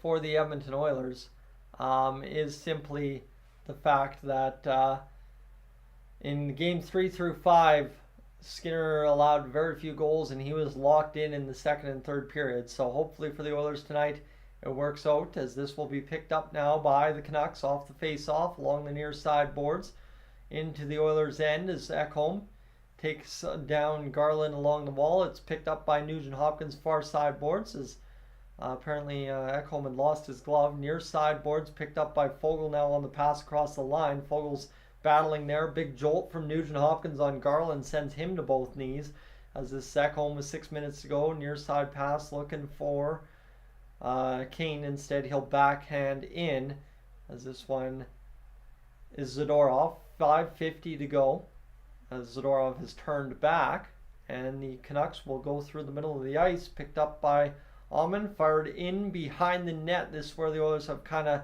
struggled at times in this series, as they have kind of really had trouble with the behind the net play in their own zone, as this is Janmark down low. 5:28 to go in this first period of play. Ceci looking to the near side as that will be fired in along the far side end wall now as Derek Ryan takes a jolt. And this is a big part here. The Oilers need to do exactly what they did early in that game 1 against the Canucks and really start pushing them around, because the Oilers here since the middle part of the period have really started allowing the Canucks back in physically as they are inside the zone down low to the far side wall as Bouchard will steal this puck away, and then he'll be taken down by Carlson. No call up coming there for the Canucks as this will be across the line. Shot fired towards the net goes wide.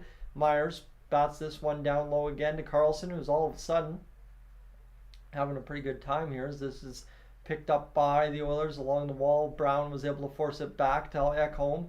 Far side puck is picked up by Draisaitl and tipped back inside Canucks territory with 4:30 here in this first period to go. Puck to the near side. The Canucks faked it and then went up along the benches. The Oilers steal it back down along the Canucks bench and fired back towards the Canucks bench. This they got to get the old shovels out here. There is a lot of snow on the ice here inside Rogers Place tonight as this is picked up again across the line. Offside option for the Canucks if they want it, as this will be picked up now by Draisaitl instead. 4:06 to go in this first period of play. Puck through the middle across to Hyman now. Hyman spinning, looking towards the middle. He'll leave it for Draisaitl. Draisaitl driving to the forehand, tipped wide of McDavid's stick. Flipped up a note into the neutral zone and back now for Desharnais, as there's for some reason every game there's always an opposition fan on his phone raising his hands in the lower bowl. Every single game you see it on camera as this comes up off the end wall in the Canucks territory. And icing call with 3:40 to go in this, well, first period of play. And I think I saw the sentiment in there right from Alex saying you just can't have a 3 spot in the first period. I think that's the big part for the Oilers. They keep it a 2-1 game or get that late first period power play that ties the hockey game. I think everything's just fine. We know in this series a 1-goal lead is not safe as this comes in behind off the face-off for Desharnais. Back up along the boards. Near side picked up by Perry. Lifted through the middle and the Oilers will chop back into the Canucks zone briefly until Holloway almost stole that puck away. Instead the Canucks quickly cleared out under duress and back in to Desharnais in behind the net. 3:18 to go in this first period of play. Puck over to Kulak, chipped along the wall, and camera lost it for a brief second, but the Oilers were forced back into the neutral as Perry takes a little bump against Lafferty and then throws a jolt against Lafferty. And you like to see that. Perry kind of giving that extra shot. That's what he does. As this one comes back up through the middle. Far side pass over to Bluger. Fired down low.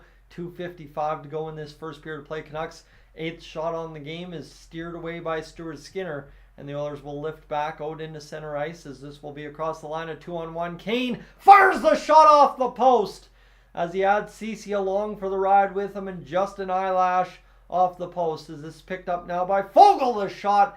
Shilov's the save, point blank with 2:33 to go in this first period.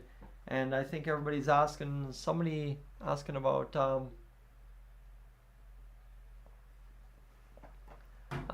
Jack Campbell. Where's Jack Campbell? Jack Campbell is currently with the Edmonton Oilers for this playoff run. He was promoted back to the NHL at the end of the Bakersfield Condors playoff run after 2 games that ended miserably down there. So, friends, welcome aboard. If you're just tuning in, it's a 2-1 Vancouver Canucks lead. Glad to have you aboard again. I will say, if you're new to the channel, you've been hanging out, whether it be tonight, game 1, game 2, whatever, I want you to hit that subscribe button. Just gets you easier access to the live streams and helps you find the videos that we break everything down in, game off, as we go. So, as we continue along here as well, we should probably take a quick second to check the old watch time tonight. We're up over 5,000 views this evening, so we are definitely looking at a healthy watch time so far.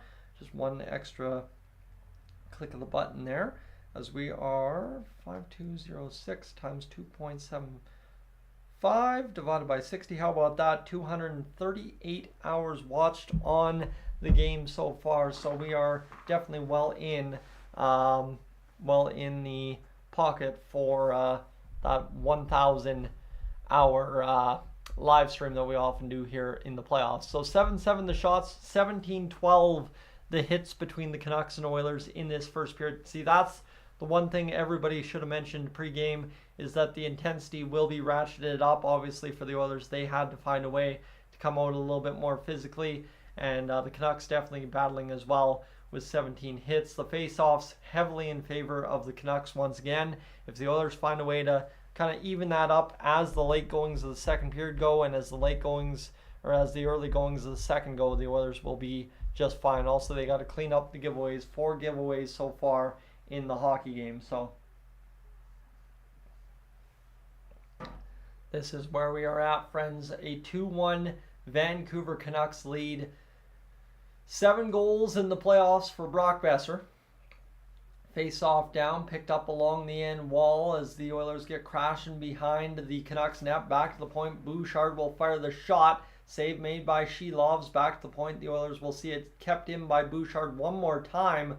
Puck tried to bounce away from Soucy. Instead, he will fire along the boards back into the neutral, and the Oilers will try and turn this one around. Far side pass, the Oilers across the line as Soucy will pick it up and fire it back into the neutral zone as Bouchard goes chasing. That will be not an icing call against the Canucks. Must have hit something on the way through. $1:55 to go in this first period of play, friends, as we keep things rolling here. Bouchard in from behind his own net, back up the wall, now picked up by Foegele. This second line for the Edmonton Oilers has had some jam tonight. It's been good so far, as this one is now Pettersson along the far side wall, picked up by the Canucks in the neutral zone. Hustling back is Nugent Hopkins to the near side. Hughes through the middle, shot fired, save made in front by Stuart Skinner. The Oilers with a deadly turnover right in front. Boeser scores! And you can't fault Stuart Skinner on that one. That is as ugly of a turnover as I have seen the Oilers make all season in these playoffs. Right onto the tape of the Vancouver Canucks. That is brutal. You cannot afford to make that play in the playoffs if you are the Oilers, and that ends up in the back of the net. So the Canucks take a 3-1 lead, as that was just a terrible play by Foegele. Like, just nowhere pass, and the Oilers caught 2 men forward, back of the net. Boeser walks around Stuart Skinner to make it 3-1. So that, wow, is ugly. I cannot believe the Oilers just turned that puck over. It's a hat trick for Brock Boeser, who's having himself a night. And, wow, that was, yikes. $1:26 to go, but you got to remember, the leads in this series have not been safe thus far, and if you're the Edmonton Oilers, you know that you're playing in the second period to try and level this one up at home. So, face off at center ice, McDavid, and here's the other side too. McDavid, Draisaitl, and Hyman need to get things going, as this will be to the far side, battle along the wall into the Oilers zone. This is Stuart Skinner out to play the puck. He will calmly play that one along the wall, picked up now by McDavid. McDavid coming back into the zone. That will be icing against the Oilers' top line. And, yeah, it is what it is. It's this one. Yeah, there's lots of hockey left to play. See, this coming in from a rational Canucks fan, I know. Yeah.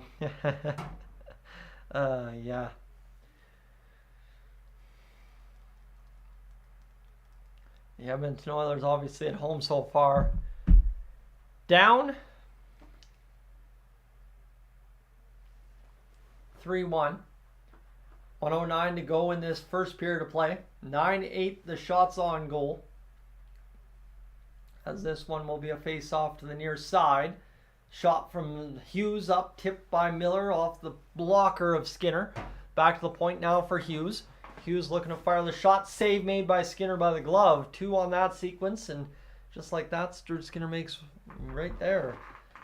2 saves, 11 shots for the Canucks. As 58.4 seconds to go. The Canucks definitely after that 10-minute mark of this first period grabbed a stranglehold in this one, as this will be an opportunity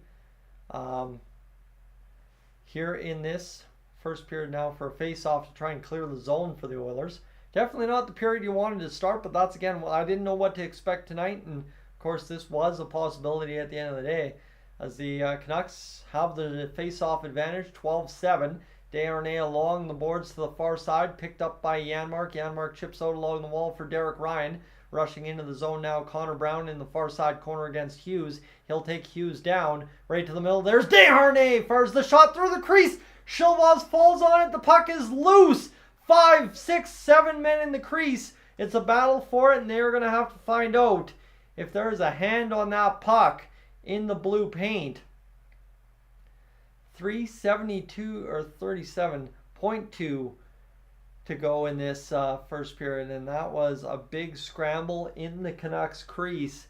I think we're going to have a moment to review this one as Shilovs comes crashing in, and I think Shilovs actually had that puck, but everybody just kind of dogpiled the crease as is playoff tradition, and a big save at the line by Quinn Hughes as everybody jumps right in there, and oh boy, what a good battle in the crease there for the Canucks. A huge save from Hughes, keeping it from going into the back of the net as Desharnais rattled through, and then Ryan kind of steered that one to the goal line, but Hughes is able to knock that one off the line. 37.2 seconds go here.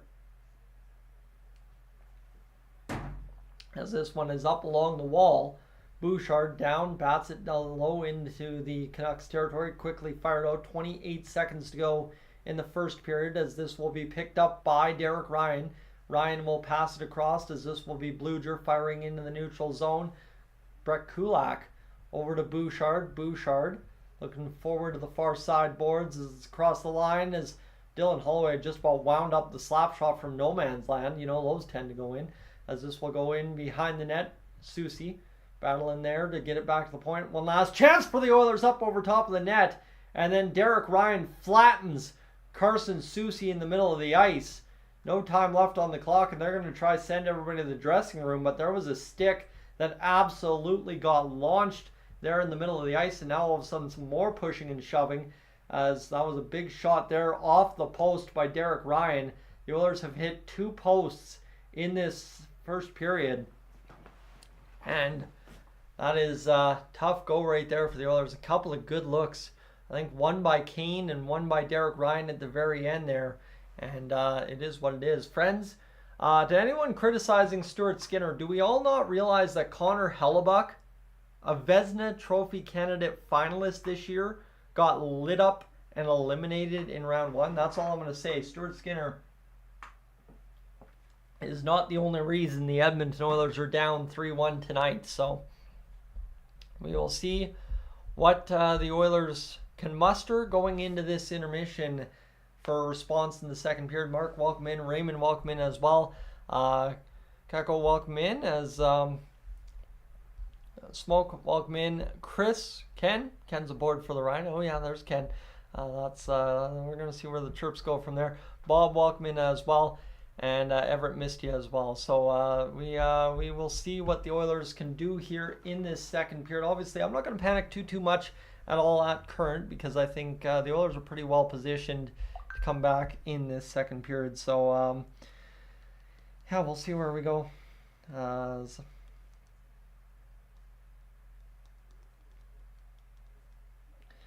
The Oilers obviously need to get to work in this second period. I think they really let the foot off the gas after getting that 1-1 goal against for the Canucks, right? I think that 1-1 goal, I don't know if it deflated them or if they just kind of didn't come with the same intensity. I really felt like in the first 5 minutes of the game, the Oilers were really banging the body against the Canucks after they laid that hit on Ekholm early on. And then now the Canucks just kind of took over this game. The Oilers, guys, need to clean up the giveaways. 6 giveaways to none for the Vancouver Canucks in that first period. So that is where I'm going to lay blame right now, is again something I watched in that first game or second game against the Canucks. 14-7 the face-offs. The Oilers need to find a way to start controlling possession and stop giving away the puck when they do have it, because this has been a tough game so far for the Oilers. Puck management. You're losing face-offs 2-1. You're giving away the pucks infinitely more than the Canucks in the first period. So if you find a way to stop turning over the puck, it'll probably work out a little better for you. So yeah, there's a lot to clean up, and I don't think there's much to really be argued here with the Stuart Skinner. You want to blame him on 2 goals, sure, but a 1-goal game going into the intermission is not the end of the game for the Edmonton Oilers. So down 3-1 because of bad defense, that's kind of where things look bad for the Edmonton Oilers. So we'll see where this Edmonton Oilers team goes, as there's plenty to be decided yet here in this hockey game, obviously. And friends, to recap the scoring after 1 period of play, it is Brock Boeser with a hat trick. Boeser on the power play from Hughes and Miller, then from Miller and Myers, and then from Pius Suter as Matthias Ekholm from Evander Kane and Darnell Nurse. And obviously, too, any comments saying the Oilers are just one-line team to shut down. While for the Canucks tonight, if you shut down the top line of Boeser, Miller, and Pius Suter, you're up 1-0. So again, it is just we need not skew it any more than it is. Just look at it what it is, and we'll be fine. So friends, I'm going to leave you on a commercial break here for a quick second. Run upstairs, grab the refill on the water bottle, a quick bathroom break, and of course a little snack along the way. We'll be right back.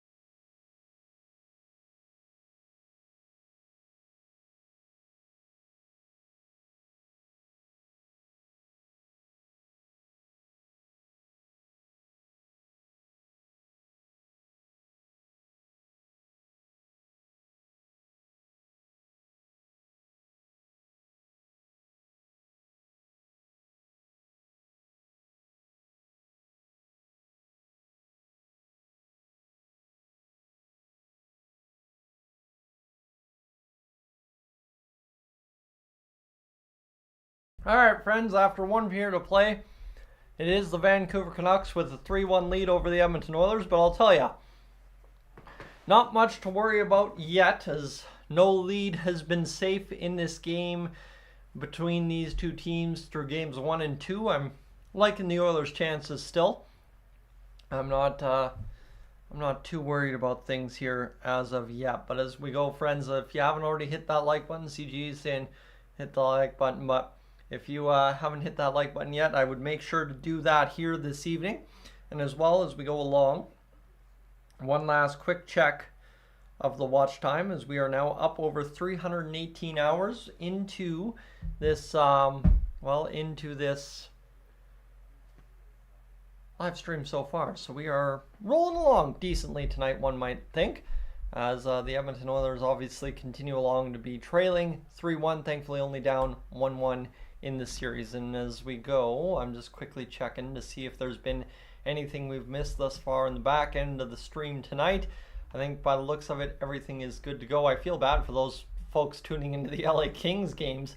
That's kind of a tough going. There's, for some reason, some random Vancouver Canucks live stream from what date? From October 12th. So the home opener still getting views all these days later. But we go along, friends, towards the intermission. The recap, again, the scoring summary. Matthias Ekholm on the power play from Evander Kane and Darnell Nurse. Elias Lindholm from Brock Besser and Quinn Hughes. Brock Besser from JT Miller and Tyler Myers. Brock Besser from Pia Suter. Yes, the man has a hat trick. And again, I will repeat, for anybody that's sitting here blaming Stuart Skinner or blaming the Oilers defense or blaming whatever, blame the Oilers for scoring the first goal of the game on the power play. That is, honestly, you want one arguable point where the Oilers went wrong tonight is scoring the first goal of the game on the power play. The reason why is so far through games 1 and 2, the team that has scored the game opening goal on the power play, which is once the Canucks, once the Oilers, has lost said game. The Oilers did it in game 1, the Canucks did it in game 2. Here the Oilers go do it in game 3, and now they're down 3-1 after 1 period of play. That is just that is really all that I can really break down for you. It's a pretty simple formula so far through a few games of this series. So the Edmonton Oilers obviously need a better performance from the team as a whole. I think the numbers for Connor McDavid, Leon Draisaitl, and Zach Hyman in that first period weren't very pretty compared to how they should look. And I think, too, the Oilers' other lines really didn't do a good job of generating much other than 2 posts, which was Evander Kane and Derek Ryan at the very end there. Both teams 1 for 1 on the power play. Face-offs are 14-7 for the Vancouver Canucks, so you got to start winning draws. I mean, if Vancouver's going to keep eating you alive in the face-off dot, you are going to lose this series faster than you know I'd hate you. And it's not Skinner's fault. It's not the defense's fault. If you don't have the puck against the Canucks, good luck against them most nights. So keep that in mind there, as the Oilers will see what they can muster in this what is to come, I guess, second period. I'm all confused. This game started at 7:30. We should technically, compared to all the other playoff games, just be dropping this puck right here, right now for the Oilers and Canucks. So, yeah, we'll see what happens here, as it looks like we might have that Brock Besser goal being changed. Yes, indeed. I said on the first goal of the game that Brock Besser's shot got tipped along the way, whether it be by Desharnais or Lindholm. Well, Lindholm has officially been credited with the tip on Besser's shot. So again, that power play shot from the point that, oh, that looked so terrible for Skinner, was indeed tipped on the way through the net to Mr. Elias Lindholm. So that's where we are at, as the Edmonton Oilers will look to try and respond here in this second period, friends. We have upcoming here in a matter of moments. Again, we are just about to cross 7,000 views on the live stream, so I want to say a thank you for hanging out with us tonight. Thank you for tuning in if you are just doing that right now. Obviously, just the measures of how things are going in the playoffs, things have been phenomenal, and I owe that all to you back home. So looking forward to seeing what the Oilers and Canucks have in store for us in game number 3's second period. It's going to be interesting to see kind of what the response is from both teams, right? Are the Canucks going to double down and be just as hard and aggressive on the body, or are they going to find a way to maybe sit back just a teeny tiny bit where the Oilers see the door creak open and all of a sudden it goes in the back of the net for the Canucks? So we'll see what happens, but yeah, obviously, as I've been saying all game, as soon as the Oilers start giving up goals, I don't think this lead is safe for the Canucks. I don't think this game is close to over. I think you are going to see a pretty wild second period, right? I don't think through this series we've seen the Canucks really score this many goals this early. So the Oilers definitely, if they want to have a response, they've got plenty of time. And it is incumbent on the Canucks here. They needed a good response in Game 3 to come up and get going. And remember, the away team in Game 1, the first game of the series in the opposing barn, had a pretty big lead and then choked it away. So for the Edmonton Oilers tonight, Canucks are up multi-goals, only going into the second period. You know what happened in Game number 1? The Canucks got a quick goal to start the second period. Well, if you're the Oilers, you get that quick second period goal, and all of a sudden reverse it around a little bit, and doubt starts creeping in for the Vancouver Canucks. So all told, the panic button doesn't need to be pushed yet. Down 2 goals in the playoffs.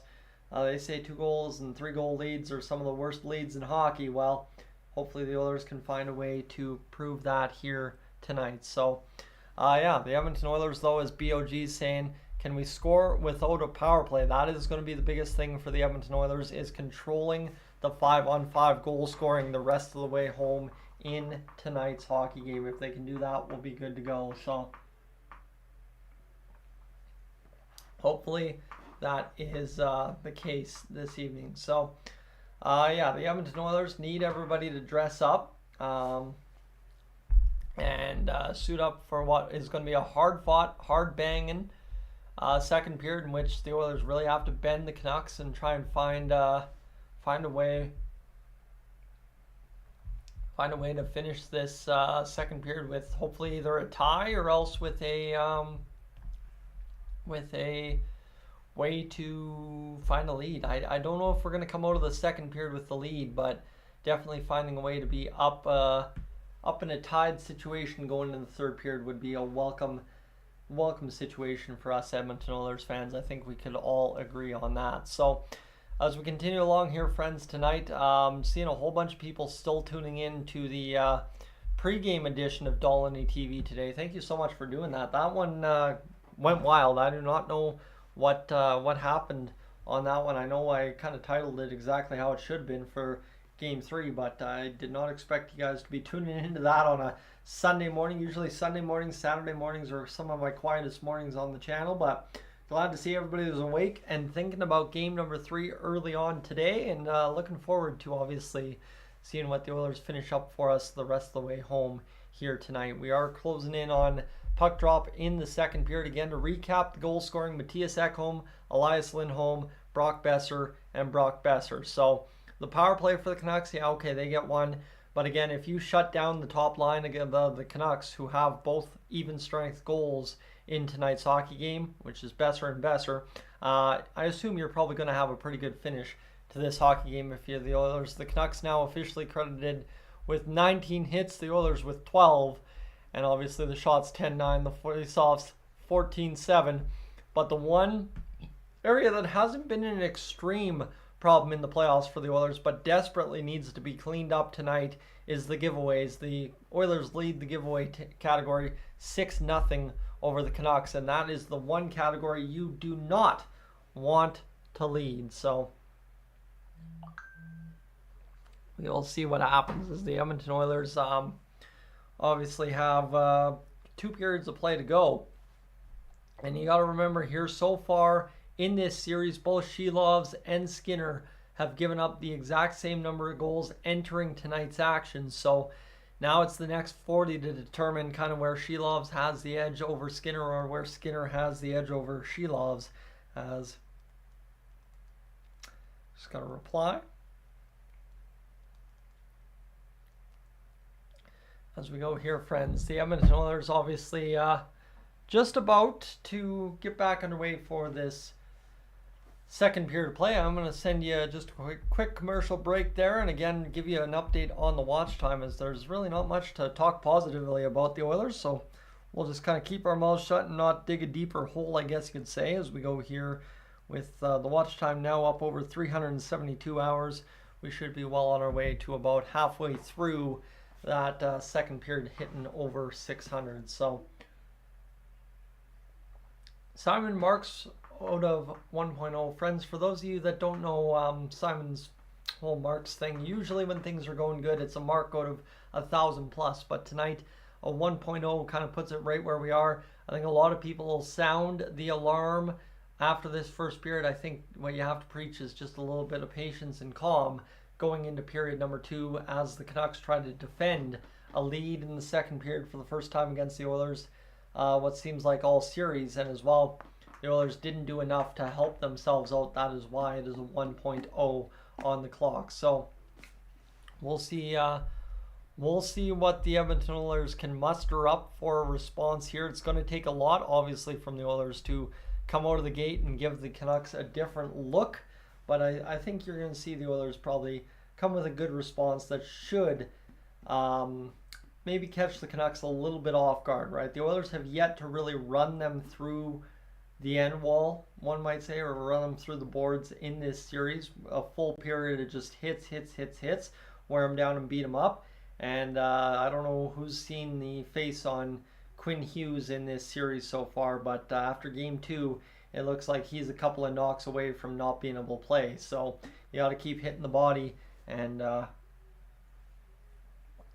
see what the Edmonton Oilers can do here. So Everett, that's the thing, right? Nuge is the one Oiler. If anyone wants to pile on an Edmonton Oiler for poor performance so far in this series, it would be, and it should be, Ryan Nugent-Hopkins, who has yet to really generate much. His line tonight, outside of him, in terms of Foegele and Kane, have been rather noticeable. Foegele for a bad turnover, Kane for a post and an assist. But yeah, now it's got to be a big-time conversation about gearing up and getting this job done in this second period. It is a chance for the Canucks to put their foot down and finish this game. It is a chance for the Oilers to flip the script and give us a good one. So let's get to it. Here's the face-off at center ice. We'll draw in for Derek Ryan, Matthias Janmark, and Connor Brown, who will start the period for the Edmonton Oilers. Face-off down, knocked down by Brown, into possession for Darnell Nurse. No glove hand pass apparently, as this will be tipped through the neutral zone. Lindholm with the camera out wide. We'll see Darnell Nurse pick the puck up and fire back to the far side. Boards picked up by Brown across the line, looking to make the pass to Janmark. It's a terrible one. Ryan tips down low to Brown, who can't handle the pass. The shot from Ceci, blocked in front by the Canucks. Brown immediately fires the shot off Shilov's right towards the boards. It goes off, steered off the pads, and the Canucks maintain possession here, as this will be fired back up into the Canucks zone, up along the wall. The Canucks will battle there as Darnell Nurse takes the Canucks down. Here's now a shot from Hughes, misses up over top of the net, and the Edmonton Oilers are all of a sudden getting going here as McDavid back down low to Darnell Nurse, the top line on the ice after a solid first 40 seconds from the fourth line for the Oilers, as Brown definitely got a good look there from out wide, kind of almost handcuffed Shilovs as he fought that puck off. Hyman to the far side boards as McDavid will go down along the wall. The Oilers continue to battle here and fire the bodies into traffic. Nobody's hard hitting there along the wall though, and Hyman now will cross-check Suter and free up the puck, as Hyman will roll to the corner, picked up by Draisaitl. Back to the point now for Ekholm. Ekholm looking towards the net. The shot fired through traffic. Save made by Shilovs. Bouchard just kind of sneakily let that shot go from the point, and the Oilers even the shot clock here. 18:37 to go in this second period of play, but good work from the Edmonton Oilers top line, following up a good fourth line shift. Bouchard just let that go through traffic. McDavid just couldn't find the handle on the stick to find the tip in front, and with 18:37 to go, we will play on inside the Canucks zone with a face-off to the left of Shilovs, one back by the Canucks. Again, that's no shocker, and it'll be flipped back out in the neutral zone where the Oilers tap it over to Ekholm, back up the near side boards, and Kane will see Nugent-Hopkins come down low on Cole. Lets up on a possible hit. Again, blame Nugent-Hopkins, it seems, as this one's rolling around, picked up by Nuge. He takes a hard jolt. Sorry, that's Holloway. Over to Nuge. Holloway's been bumped up to the top 6 with Kane and Nugent Hopkins. That's a dynamic look for the second line. Is this going to be Cole taking a run there from one of the Oilers? Is this will be Holloway playing it down low? Holloway guilty of a bad giveaway, and now Nuge has to come up, free the puck up against Cole. That doesn't happen. The Canucks back the other way. Right back on a 2-on-1. The Canucks down the wing. Mikheyev fires the shot up over top. Ekholm just quickly batted that one out of traffic, and here comes Kane lumbering down the left wing again. He gets right through Hronek, who again quickly steered it away, and here's Perry trying to get this one going. McLeod right in front to Perry. Scores! No goal! What? No way. The Edmonton Oilers find a way to hit the crease, drive the net, and Shilovs is shaking his head. The referee said no goal, but I think that one may be in. They're going to have to overturn the call on the ice if that is the case. The referees quickly converge as Perry goes towards the net and drives it home. That goes into the back of the net right. That might be across the line. Shilovs might have stole it off the line. As they are going to review this one here. 17:38 to go. No goal on the ice. As the NHL review is Hronek is going to step into the penalty box. So the Oilers, no matter what, will go to the power play. And that puck is in. That puck is in. Shilov stole it from behind the goal line. Guarantee it. But that is very Calgary 04 right here. So we're going to have the replay of that one. And that's the definitive. Shilovs stole it off the white paint. That puck is in my opinion. I know it's Calgary 04 all over again, but that's a goal 10 times out of 10 nowadays. So this will be an opportunity. Corey Perry driving the net, and that angle right there, that is the definitive angle, was the goal line angle to where they had it. Is that one stuck off the stick of Hronek, but you see where Shilov's glove goes across the line. And we are going to review the heck out of this one here, friends. The Edmonton Oilers may have just gotten that quick goal to start the second period that we were talking about. But you're watching this one disappear behind the post, and then you're looking for it to come. Yeah, that one's in. That one is in all day. It's got to be, as they're going to show this. The high angle does nothing. It's the post cams that you have to have. As this will be continuing to be reviewed here by Oilers fans. No matter what, we will have a power play. This will be an opportunity here for the Oilers to likely get a goal either way, as they're going to get the overhead angle and see his gloves over top of the puck, so you can't tell. Can't tell there, but you can. They're going to. Oh, they got the ruling here.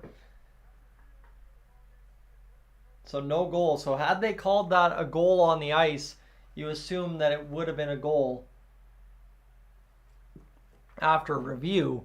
It is kind of tough when it is, but hey, you know what? It is the NHL. Like I said, that's a Calgary 04 situation where the puck's likely in, but whatever angles they have just doesn't show that. So it's fine and dandy. We get the power play no matter what. So now we got to get going here with a 2-minute power play. 7:38 to go. Shilov saves the day for the Canucks for the time being, but the Oilers now all of a sudden have a little bit of work to do here as the puck went off glass or something. McDavid was saying puck was out, as this one will go back the other way now for Draisaitl. Draisaitl will look to make the pass to get the power play started here over to Nugent Hopkins. Nuge leaves it on for McDavid. McDavid winding around the net to the far side, as this one comes back now down into the middle of the ice, and it's flipped out to the far side boards where Bouchard goes chasing after it. He'll pick it up. Half a minute gone in the power play right now as McDavid across the line will get started back to the blue line for Bouchard. Bouchard looks to the near side for Nugent Hopkins. Nuge down low now for McDavid. McDavid in front. Can't get the pass through cleanly. Buck 18 to go. You got to wonder how deflating that is going to be for the Oilers. Back the other way. Skinner! Glove hand save on the partial break for the Canucks. I mean, hey, he never makes a save, but he did right there. So it is what it is. As Mr. Stuart Skinner makes a save. Nobody will applaud Stuart Skinner for making that one, but you have it right there. So the Edmonton Oilers back the other way, got caught on a shorthanded chance, and Allman firing the puck. Big hand save there from Stuart Skinner. stopping it, and then off the face-off, turning it aside as well as the linesman pointing to something in the zone outside, as this will be 16:49 to go in this second period of play. $1:11 to go in the power play for the Edmonton Oilers, as this will be up the ice to the far side boards, skating down the wing. Here's Hyman spinning, looking. Hyman back over to Draisaitl. Draisaitl along the end wall. Back in front now for McDavid. McDavid looking over to Bouchard. Bouchard looking now near side for McDavid. Back to Bouchard. Bouchard looking over now for Nugent Hopkins. Nuge down low. Draisaitl scores! Back of the net, and oh yeah, we got to use it again. What a rip from Leon Draisaitl as he hammers it home. And now officially you can say it is 3-2 for the Edmonton Oilers. They find a way to get back on the board. Draisaitl again guilty of being part of the past 5 goals in a row. Actually, I guess not. Did he mark her on that last one? No, he didn't. Sorry. 5 of the last 6 goals for the Edmonton Oilers.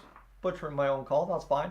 But the Edmonton Oilers, what a shot there from Draisaitl hitting the side of Shelovs, who he's got to have that one. You got to hug the post there if you're Shelovs, right? Don't you figure? I think you got to have that one if you're the goaltender for the Canucks. 7 of the playoff for Mr. Leon Draisaitl. Nugent Hopkins picks up an assist. So too does Bouchard. We are game on here in Game 3 as this one goes back around to the far side boards. The Oilers get into the attack here as this one comes back down low for the Oilers inside their own zone along the near side wall. Janmark's wiring down inside the zone. Shot tipped over top of the net for Connor Brown just by an eyelash. As this along the end wall, Brown again, who's been pretty noticeable in tonight's hockey game. The fourth line for the Oilers have been pretty stellar. Brown continues to harass Hughes, and then Janmark lands a hit on Hughes as it comes back the other way. Miller across the line, shot to the far side for the pass. Looking down low, the Canucks come in behind the Oilers net. Jolt there along the boards, picked up by McLeod. Hit from Besser, takes McLeod out along the wall. Mikheyev almost turns that puck over, and instead the Oilers will go hustling back the other way. Here's Warren Foegele. Warren Foegele looking for the pass. He's instead going to look to shoot this puck just up over top of Shelov's left shoulder. It comes back to the point now. Nurse will pick this one up inside the neutral zone. The Oilers definitely starting to get things going here, as this one will be poked to the near side boards as McLeod will fire into the Canucks zone, but it'll be out of play. Puck was up on edge, and it will be gone for a face-off in the neutral zone. So 15:01 to go here in this second period of play, and everybody, welcome aboard. If you're just tuning in, I'm seeing Trippin's back aboard. Yeah, that's a goal Shelovs has got to have all day, right? I think if it hits your hip and goes in, that's one you got to stop, especially if you know Leon Draisaitl is going to shoot that puck. No Canucks fan is going to say Leon Draisaitl is so good that he should score that every time, are they? As this one's picked up back into the neutral zone, back in low inside the Oilers' end, as this will be turned over again by the Oilers, then immediately by the Canucks. They'll start a 3-on-3 back the other way for the Oilers, as Nugent Hopkins just couldn't bobble the puck across the line. 14:38 to go in this third period as Holloway Holloway just buried Garland, or I guess that's Garland along the wall, as this will be picked up by Ceci. Lindholm right in front off a bobble from behind the net. Almost a chance there for the Canucks. Now picked up by Nurse. Nurse skating through the neutral zone, firing down low into the Canucks zone. Hronek with the puck as he will eat a big hit there from Holloway. And the Oilers definitely getting to the attack here physically again in this middle part of the period as this comes along the wall. Picked up, fired towards the net. Shelovs turns it away as the Canucks will try and skate this one forward. Stolen away from Garland by the Oilers, but it's quickly onto the tape of another Canuck. Down low to Stuart Skinner. This is where the game starts slowing down. The Oilers definitely need to start coming heavy at the Canucks here. That's kind of what happened last period out after the Oilers got into a 1-1 game, as there's McDavid over to Bouchard. This shot ripped through traffic, goes up off a body and into the netting for a stoppage and play with 13:39 to go in this first period of play. We will take a TV timeout, but there's a shot of the bench celebrating the goal for the Edmonton Oilers. Pickard's looking around for guys to celebrate with. Friends, I'll be right back. I'm going to leave you with just a quick commercial break, and we'll be right back on Dolynny TV.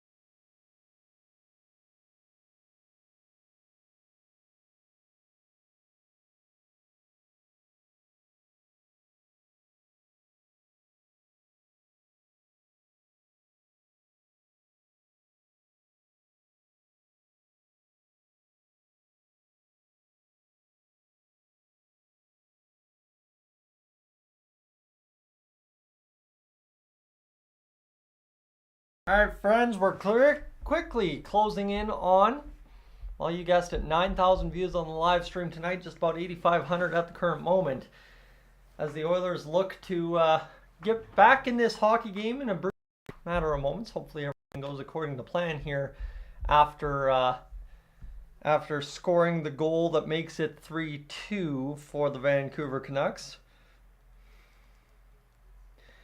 as the Oilers look to try and, once again, tie this hockey game. So here we go, friends. The Edmonton Oilers we'll get going here, as this will be a face-off for both teams.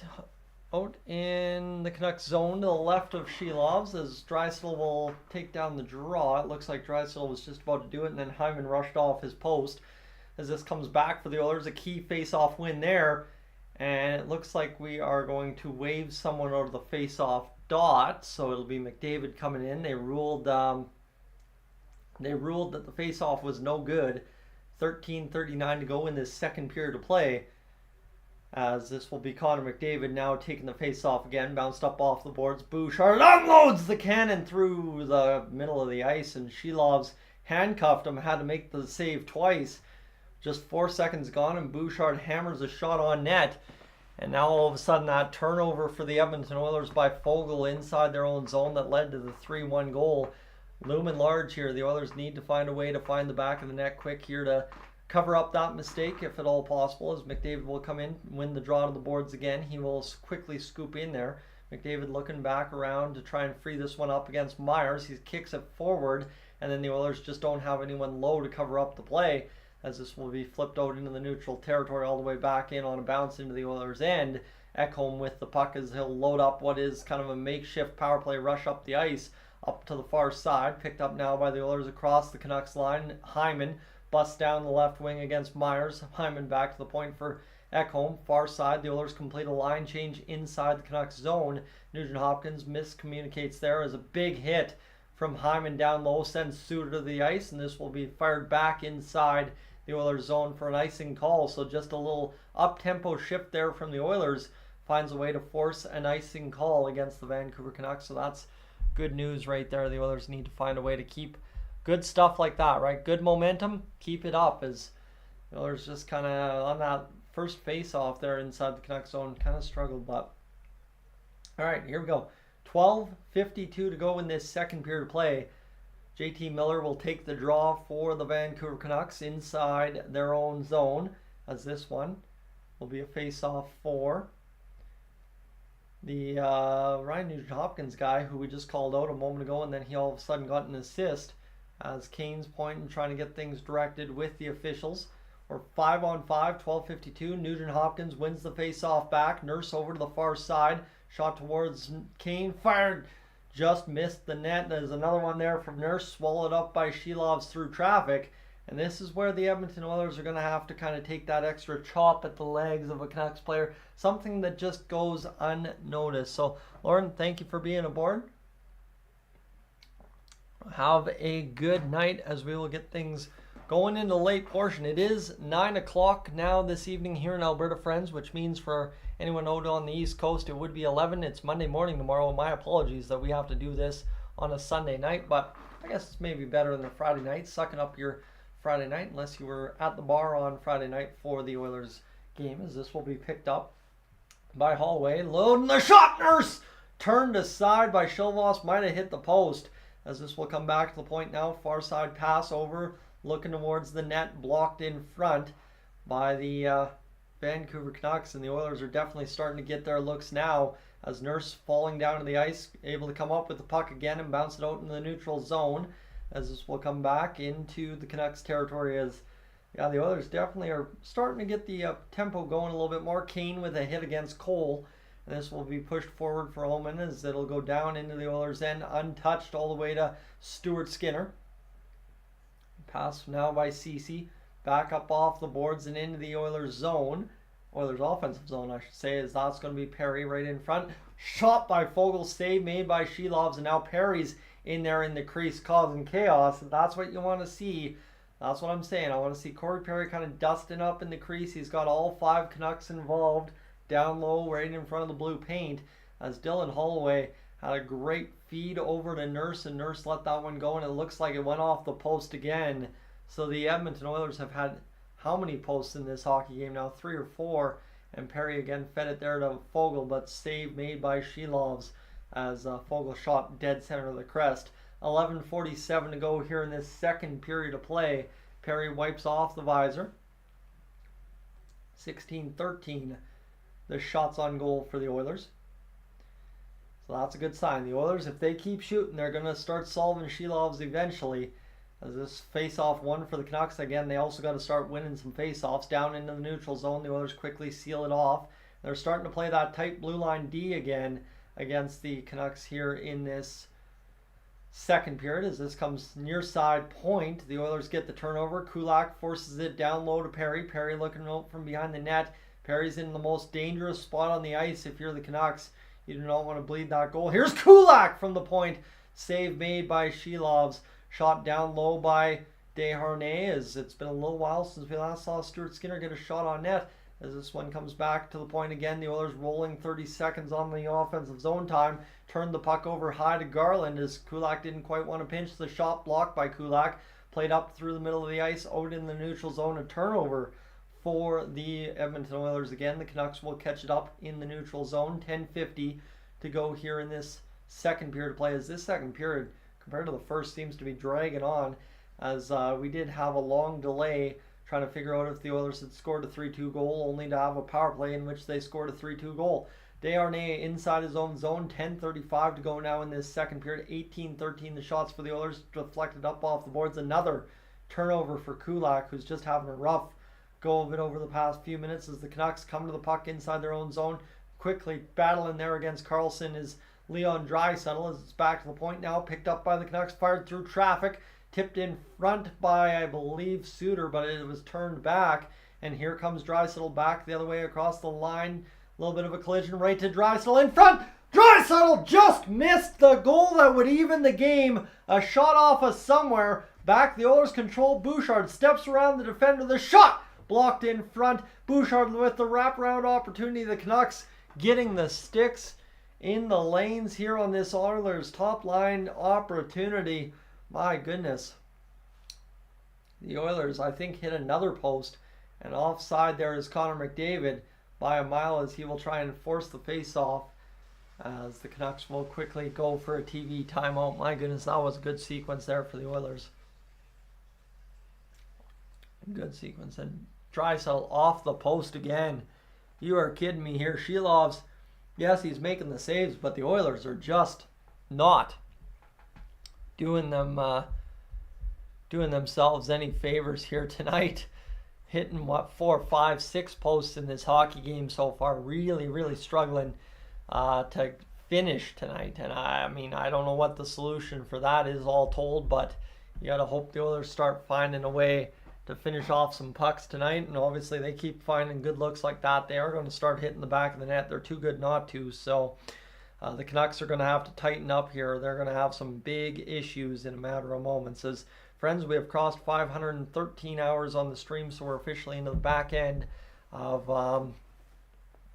the stream, and we've got just about 470 hours to go on the live stream. So yeah, this has been an interesting hockey game thus far, but the Oilers only find themselves down 3-2 and just need to find a way to tie this one here instead of hitting posts. The Oilers have evened up the hit category. It's 24-23. The faceoffs now 19-12. So the Oilers not losing 2-1 anymore, but at the same rate as well. The Canucks still lead by 7 faceoffs.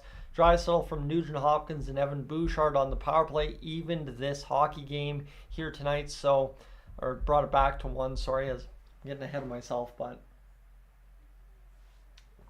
the Oilers desperately need to find a way to the back of the net, and Donald's saying the Oilers will tie it and then win it. Well, Donald's knowing his stuff ahead of time in this live stream so far, so we'll see what the case might be, as the Oilers have hit the post multiple times. So this one will be huge swing of momentum if the Oilers find a way to hit the next open net instead of the next open post.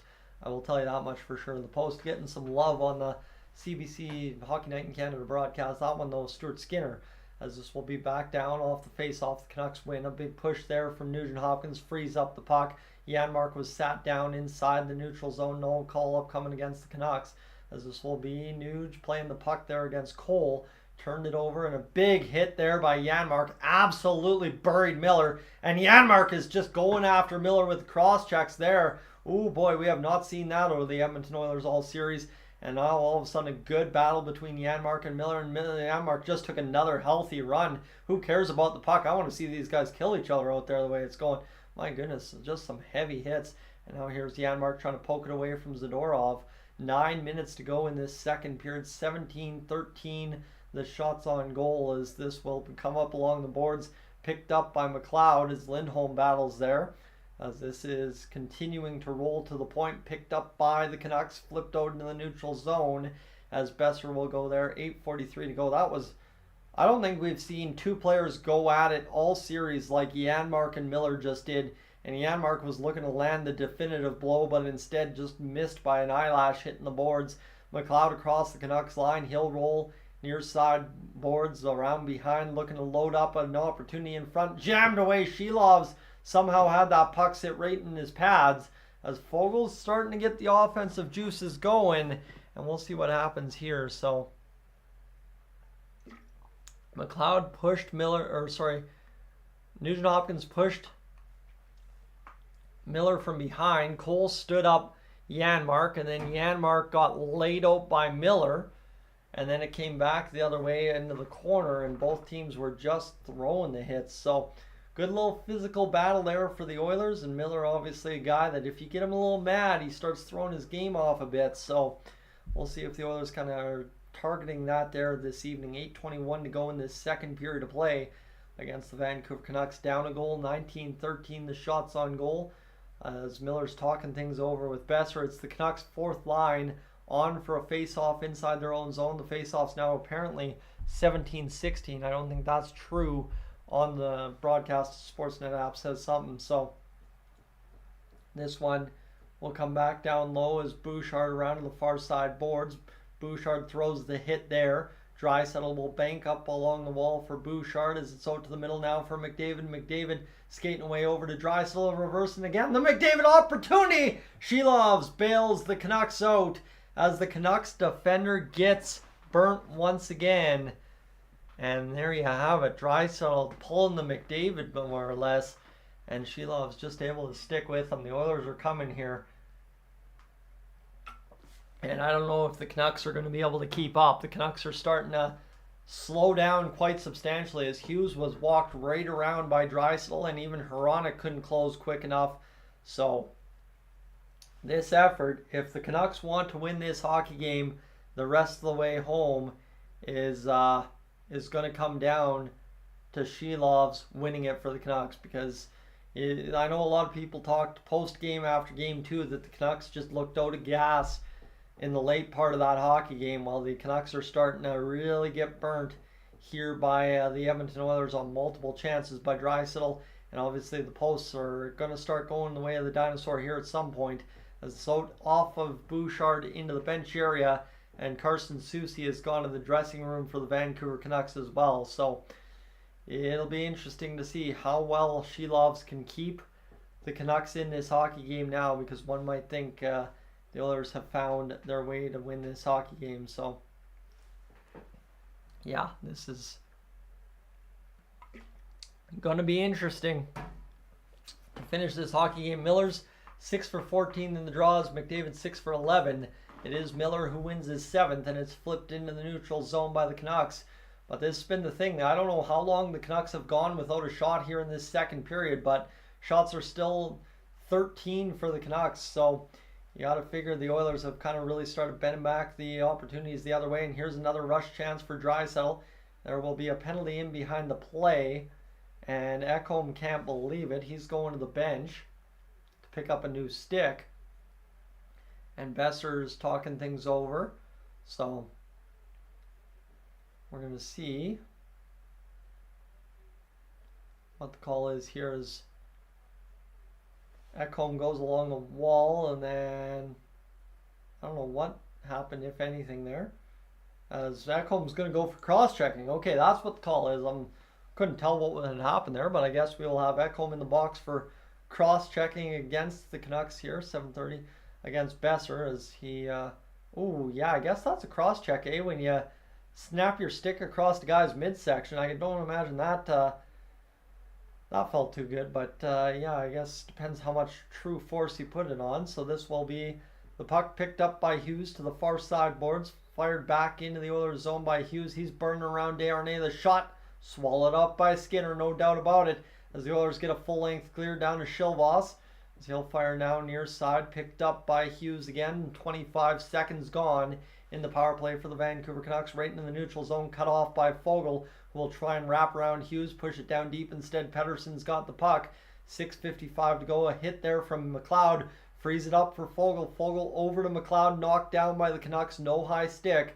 And Elias Lindholm will fire back into the tape of Quinn Hughes. Both teams starting to get this neutral zone trap going here on this penalty kill for the Oilers, as it comes down into the Oilers' end now and is picked up by the Oilers to the near side boards. Canucks room it back to the neutral zone by accident. 58 seconds to go in this second period power play. Puck picked up by Hughes again from Silvas as it'll come back now and into the Canucks zone. Canucks are just failing to get anything started here on this power play thus far, and this will be fired back out by the Oilers as they will tap back into their own end. Near side pass knocks the stick out of the hands of Pettersson, as this will come back inside the neutral zone. Down low into the Oilers' end, Besser fires to the far side corner. Joshua on the ice now, 30 seconds to go in the power play. Garland on the ice as well. He dekes around one of the Oilers' players' far side boards, and it was a good disrupt of the stick there by Desharnais. Back to the point near side. The Oilers just a moment away from killing the penalty as this one comes back for Miller. Miller goes back to the point now, picked up again by the Canucks. 10 seconds to go. Back to the point for Zadorov. Besser looks to the far side. 4 seconds to go. Besser again shoots the puck. Tipped in front, goes wide. Penalty is killed, as this one will go Garland along the corner of the Canucks, really starting to bend the Oilers back the other way. Picked up instead by Ekholm. Ekholm will bat ahead now for Brown, who will sandwich there against Joshua and Zadorov, or Garland and Zadorov, one of the number 8s for the Canucks, as this comes back across the line, fired in by Vancouver to Bouchard, and that was a real do-nothing power play there for the Canucks, as this one is now going to be McDavid across the line. McDavid looking over. The shot from Ekholm, batted away by Silvas, who made a haphazard save, leaving it right in front. And this will be passed now into the neutral zone by the Vancouver Canucks. Bluger will fire in back into the Oilers' territory. Bouchard out there with 4:44 to go in this second period. McDavid picking the puck up, and it leaves it there for Bouchard to the far side. It goes now across the line. The Canucks stand up. Draisaitl at the blue line. Good little hit there. 4.5 remains here in this second period as it comes down again to Skinner, who just barely avoided a penalty on that one, as it'll be picked up by McDavid over to Ekholm. Ekholm coming up the wall. Near side now for Hyman. Hyman back to Ekholm. Tip in front by McDavid. Goes wide of the net. Back in front for Hyman. Goes wide of the net on the pass off of a Vancouver stick. Back down low into the Oilers' end.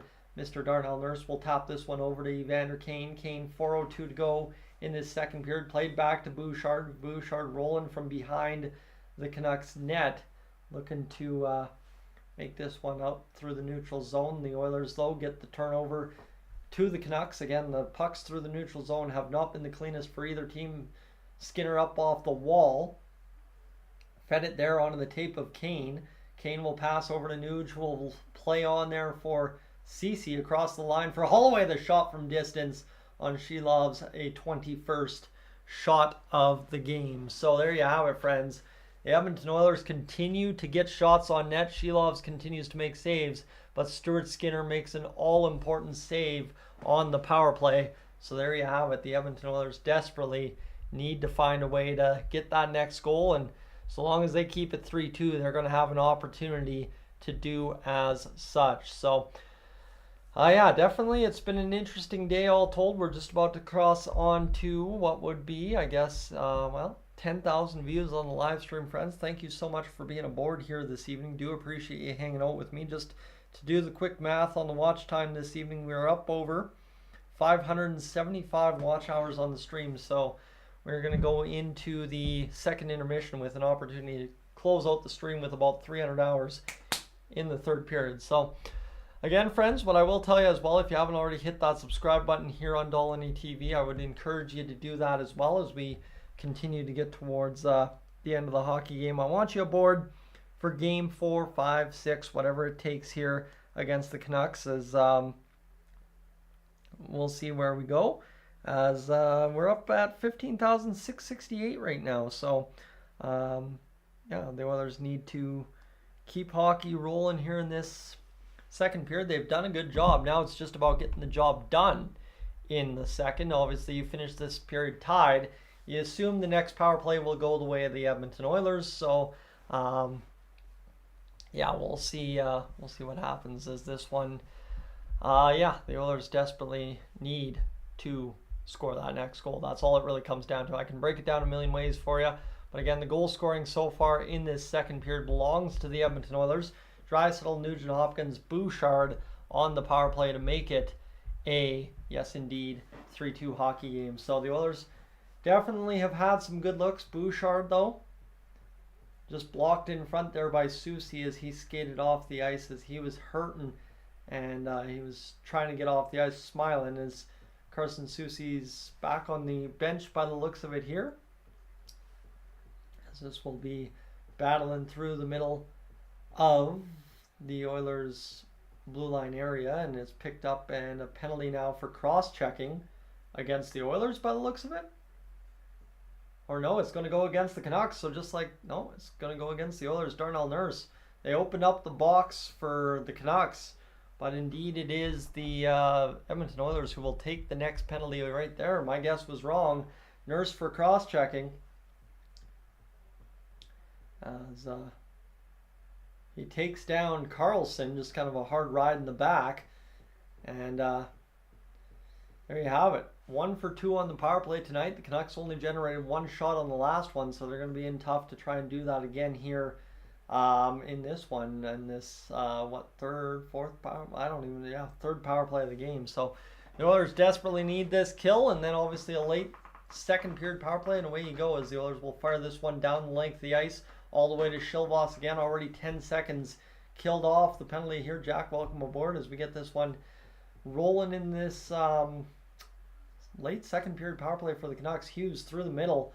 A little bit of a hook can opener there by Nuge. Isn't going to be penalized as this goes to the middle for Desharnais. Desharnais will spin off the boards. The Oilers tap it out, and this one comes back now near side for Lindholm. And this will be played back up the middle for Hughes to the far side boards. Picked up. $1:26 to go to the blue line as Hughes near side over now to Pettersson. Pettersson backhands down low to Besser as it rolls around the boards. Back in front it comes. Instead it's Lindholm playing it off to the wall, and now Hughes. Sorry, my voice is failing me here, guys. Shot through traffic is into the back of the net on Skinner as he falls on his butt. I'm not really sure what happened there. The puck just funneled towards the net, and yikes, that was ugly all around for the Oilers, as it just kind of, like the puck funneled all the way towards the net. Like you watch this one here, the shot through Lindholm, who shot that puck even? Just dribbled through, and I mean, yeah, I don't know. That was a tough look all the way around. Skinner was out of position. Desharnais got beat back to the post, and Ekholm got turned inside out. So tough go there. A bad penalty obviously to take, but again, whether it's a soft call or not, the Oilers need to do a better job penalty killing that one, and we're down to a 4-2 score as this one is 2:18 to go in this second period. The Oilers need that late second period power play now, so this comes back inside the Oilers' end. 2:10 to go in the second period. 5th of the playoffs as Draisaitl will pick this one up. Lindholm's 5th of the playoffs, by the way. Now, of course, Lindholm's burning the Oilers. Who would have thought that? Former Calgary Flame. As this one goes around to the far side boards, fired back out there. And this will be picked up by the Oilers as they will try to get back the other way. Instead, it is the Canucks firing it back into the Oilers zone. Bouchard picking this one up as this one will roll off the end wall. $1:39 to go in this second period. The Oilers are across the Canucks line. Picked up by Draisaitl there. It's Draisaitl and Holloway and somebody on the ice right now for the Oilers. Back inside the zone, and that is going to be a face-off inside the Canucks zone with $1:29 to go in this second period. 21-15 the shots. Again, this is also partially on the Oilers for not hitting the net on those posts, right? You got to score those goals if you're the Edmonton Oilers. And it looks like they might be reviewing this one for a puck over glass call, as the Oilers and Canucks will try and get things sorted here with $1:29 to go in this second period of play. 4-2 Vancouver leads. Again, though, it was the Edmonton Oilers losing a 4-2 lead in the third period, as that is a puck over glass by all definitions of it, by the looks of that angle. As it looks like the Oilers are going to skate 5-on-5 though. And we will continue on here in this second period play. It must have tipped up off, as this will come near side boards. $1:28 to go in behind, as this will be forced through the middle. Puck over now, fired through again by the Canucks. Down low as Darnell Nurse will pick up the puck to the far side. The Oilers will quickly try and exit the zone here. Instead, they're going to roll up and go along the right wing, as that is Perry benched by Zadorov. And now all of a sudden we've got a whole... No, that's Kane benched by Zadorov. And Perry is... Perry got the call. Kane is smiling. Zadorov is going off. $1:04 calamity at the Oilers bench. Power play for the Edmonton Oilers. Zadorov is heated. Kane's got to be careful not to take it unsportsmanlike here, but Zadorov, that was reckless by all measures, as he goes in there pushing Kane in the bench. As that was absolutely ridiculous from Zadorov. He's taken shots in the bench at Kane, and yeah, that will be a penalty. So there you have it. The Oilers get the late period power play that I was talking about, as it was that extra shot as Kane was going to the floor from Zadorov, and yeah, just like that, the Oilers find themselves a way to get on the power play late in this one. So yes, you like to see it. The Oilers continue to do it here. 4-on-4. What? 4-on-4. What the heck? Kane's looking up at the 4. Who went to the box here? Was it Perry maybe for touching Zadorov? That would be possible. As Connor McDavid is livid with the referees here. As that is an interesting turn of events. The refs are mulling it over with Mr. Jay Woodcroft, old habits die hard, Mr. Chris Knobloch, and Rick Tockett's talking things over with the referees as well. Everybody wants a piece of the refs right now, as Oilers fans can't believe this is going to go 4-on-4. That's okay. 4-on-4 has been the momentum changer in this series so far for both teams. So one would assume the Oilers are going to find a way to get something going here, as it looks like Kane's got the electrolyte mixture on the bench, as the Oilers will get going here in this 4-on-4. 1:04 to go. I don't know who the penalty to the Oilers is for, as it doesn't appear to be Kane, but we'll get things going in this second period of play. This will be opportunity. 1:04 to go. Face off, one back by the Canucks. They're going to carry around the boards, fire into the Oilers zone. 59 seconds to go as Ekholm picks up the puck and looks to get the big boys started here. As this one will roll up through the middle, as Draisaitl will tap ahead. Draisaitl just turnstiled one of the Canucks players over to Ekholm. Batted away off the boards on a missed pass, as Bouchard will load up in the middle with 38 seconds to go here in this second period of play. $1:30 to go in the 4-on-4 as Bouchard carries ahead. Bouchard down the right wing past Besser, over to Draisaitl. Draisaitl loads the shot, looks better of it. Back to Nurse, far side now for Bouchard. Bouchard over to Draisaitl. Draisaitl looking in front. Draisaitl can't find it, and this one will be battled along the wall. Picked up by Bouchard over to the far side. Nugent Hopkins now picking it up to again Draisaitl as Draisaitl pushes past. 9 seconds to go. Draisaitl to the middle of the ice. The shot, rebound opportunity in front, and the Oilers just could not cash it home. 2 seconds to go in this one, and that will do it for the second period of play. So there you have it. The Canucks get a couple of saves at the end of the period. Silvas bails them out, and like I said, it is going to be up to Silvas the rest of the way home in this one to avoid the collapse the Oilers had in game number 1 for the Canucks here in game number 3. Ekholm, Lindholm, Besser, Draisaitl, Lindholm have been your goal scorers so far tonight for this one. 21-14 the shots on goal. Friends, I'm going to take a quick break. I got to run upstairs, use the facilities. I will be right back. Stay tuned.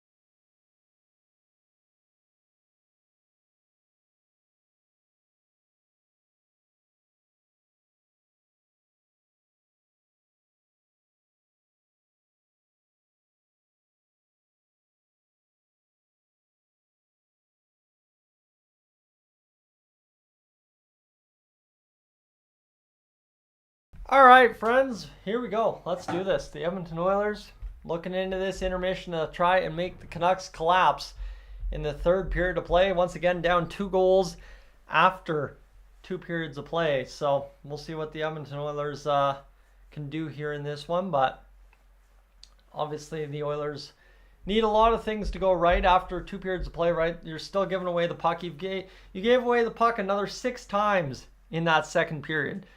Again, the Oilers desperately need to find a way to also kill a penalty tonight. The Canucks power play is 2 for 3 this evening, so that's killing you right now. I mean, the power play for the Oilers, thank goodness it's hot again, but you gotta kill a penalty here if you are the Edmonton Oilers. And as well, the Canucks are out hitting you 34-24. They're out face-offing you 24-16. I'm sorry, the Edmonton Oilers, the only thing they've done right is put the puck on net.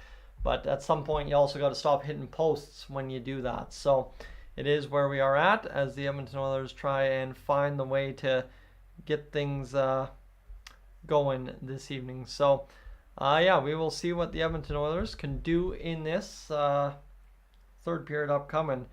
As checking the old snaps here. As what else do we got?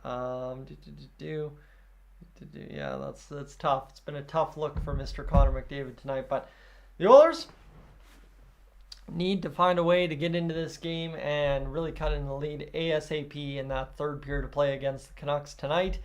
Friends, we have crossed 10,000 views on the stream as well, so just to give you an idea, let's go here. We are at 10,881 times 3.7. We are all the way up at 671 hours, so we got roughly about 320 hours or so to bring it home here in this hockey game. I guess that would be 330, but the Oilers desperately need everything to go right in the third period play. That is as well the referees called off a goal.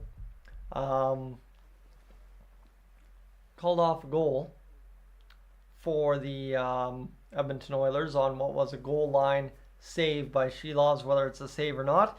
As well, scouting the refs tonight, the Canucks Oilers will be reffed by Chris Rooney and Graham Skilleter. The Canucks have not lost a game in regulation under Rooney for the past 3 seasons, going 10-0-1. So keep that as well what you will.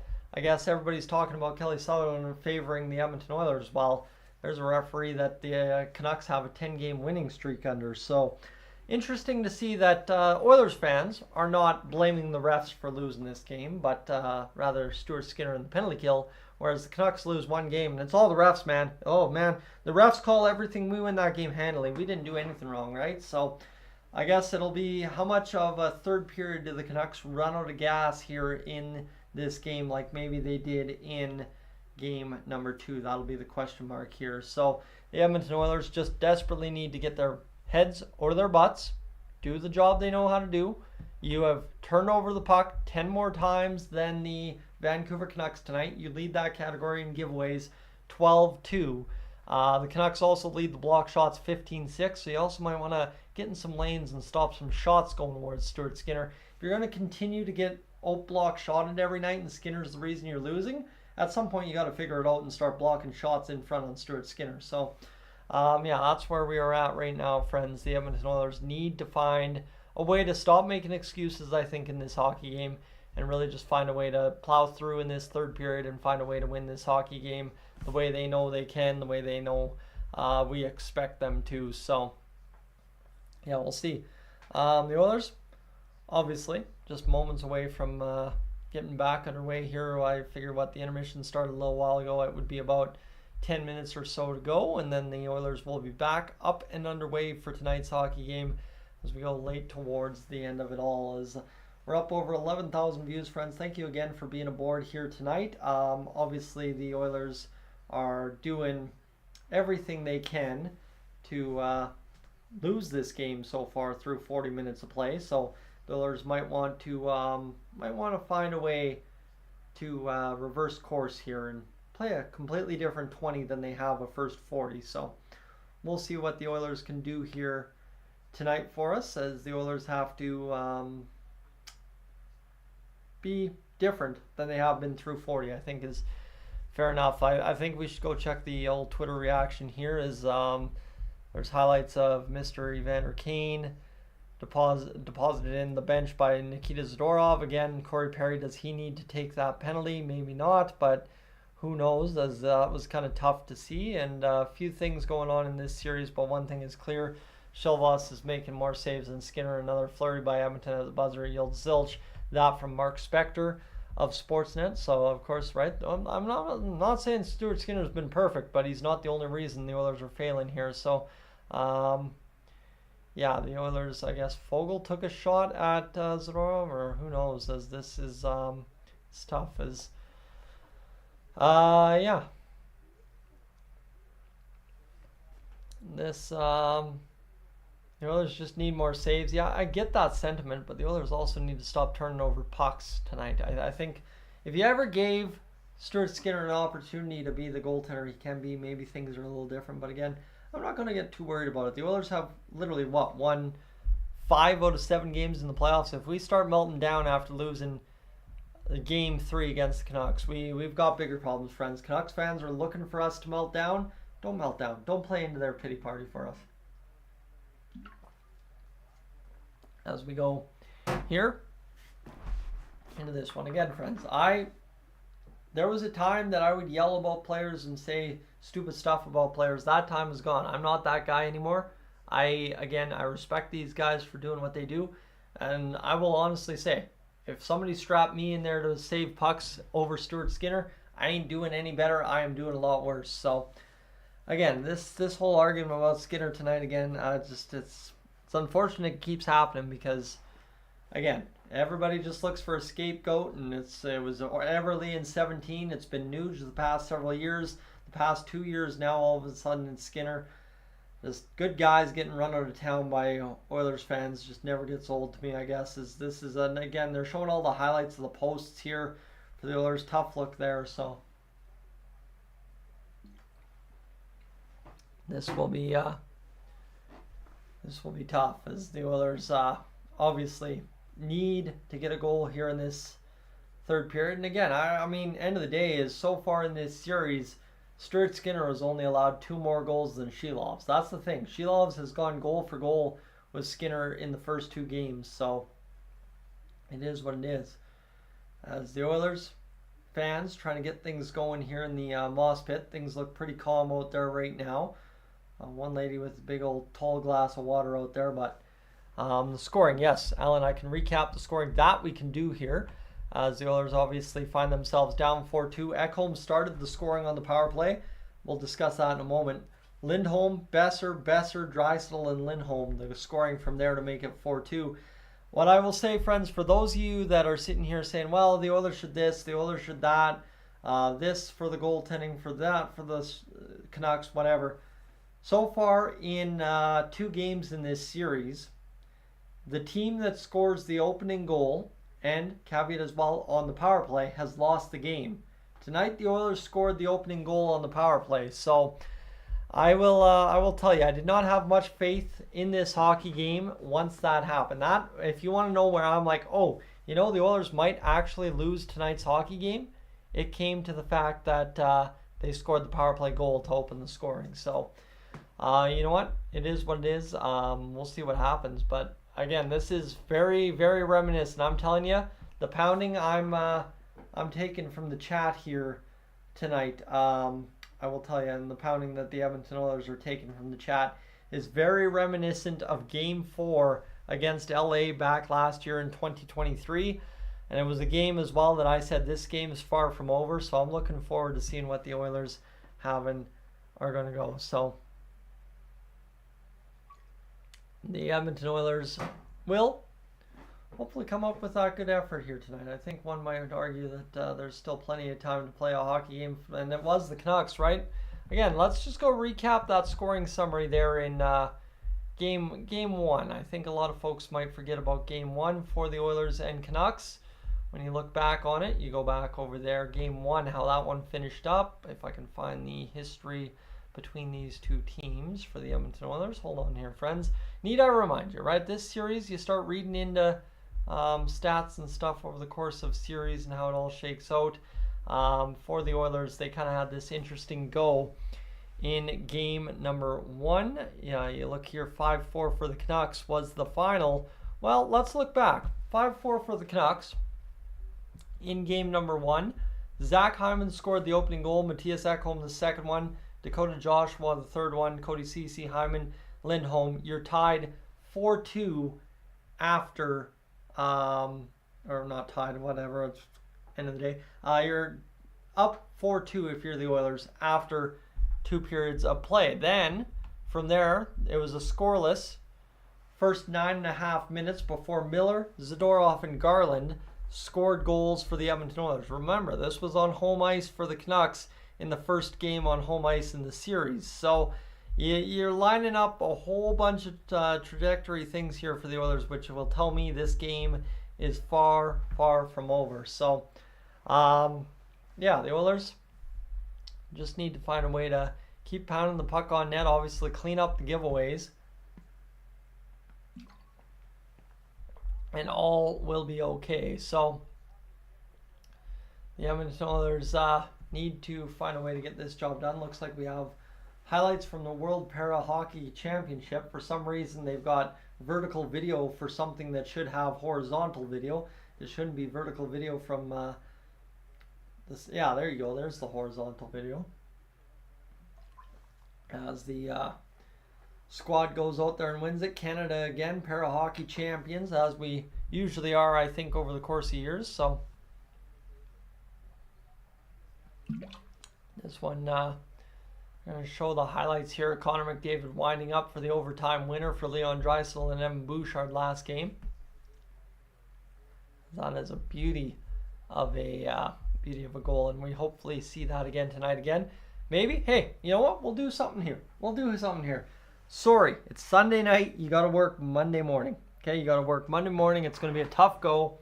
I apologize, but last time we rubbed this Oilers flag, we went to overtime. Right now, the Oilers are down 2 goals. I would like to go to overtime at least. So we'll see if the Oilers can put that one through for us tonight. So Simon, I don't know if you caught the stat there, but the Edmonton Oilers opponent, the Vancouver Canucks, are 10-0-1 in their last 11 games reffed by Chris Rooney. So see what Chris Rooney has for us here in tonight's third period, I guess you could say. So the Edmonton Oilers, obviously plenty of time to go here this evening. And panic button does not need to be pushed yet. The Oilers have come back from worse in much different games. So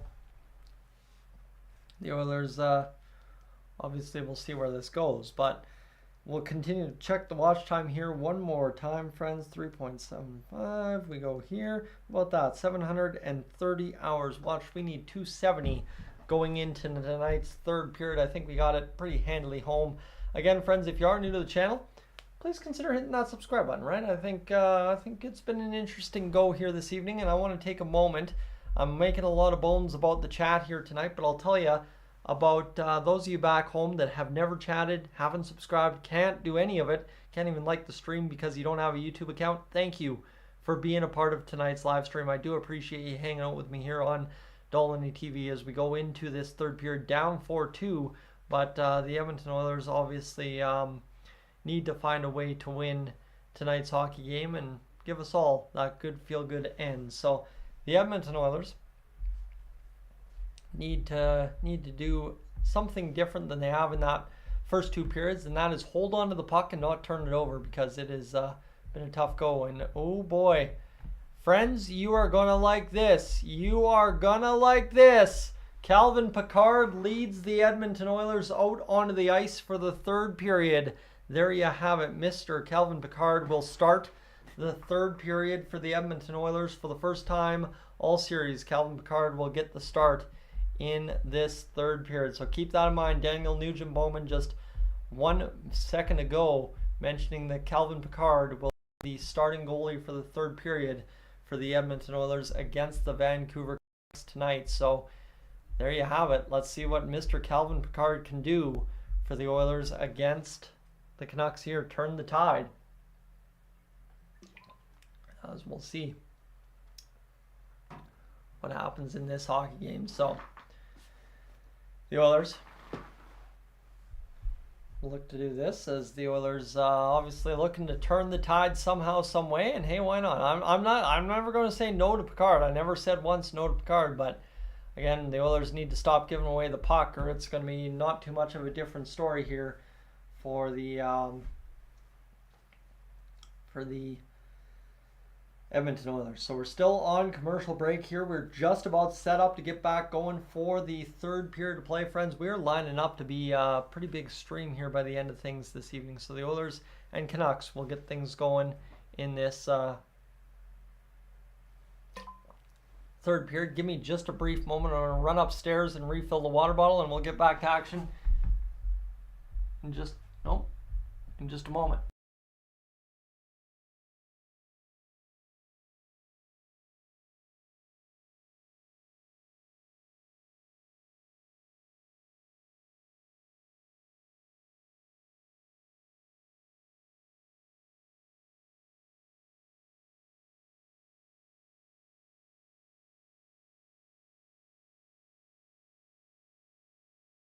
All right, so now, fair to ask, is everyone going to pile on Calvin Pickard when he lets in a weak one in the first 3 minutes of the third period?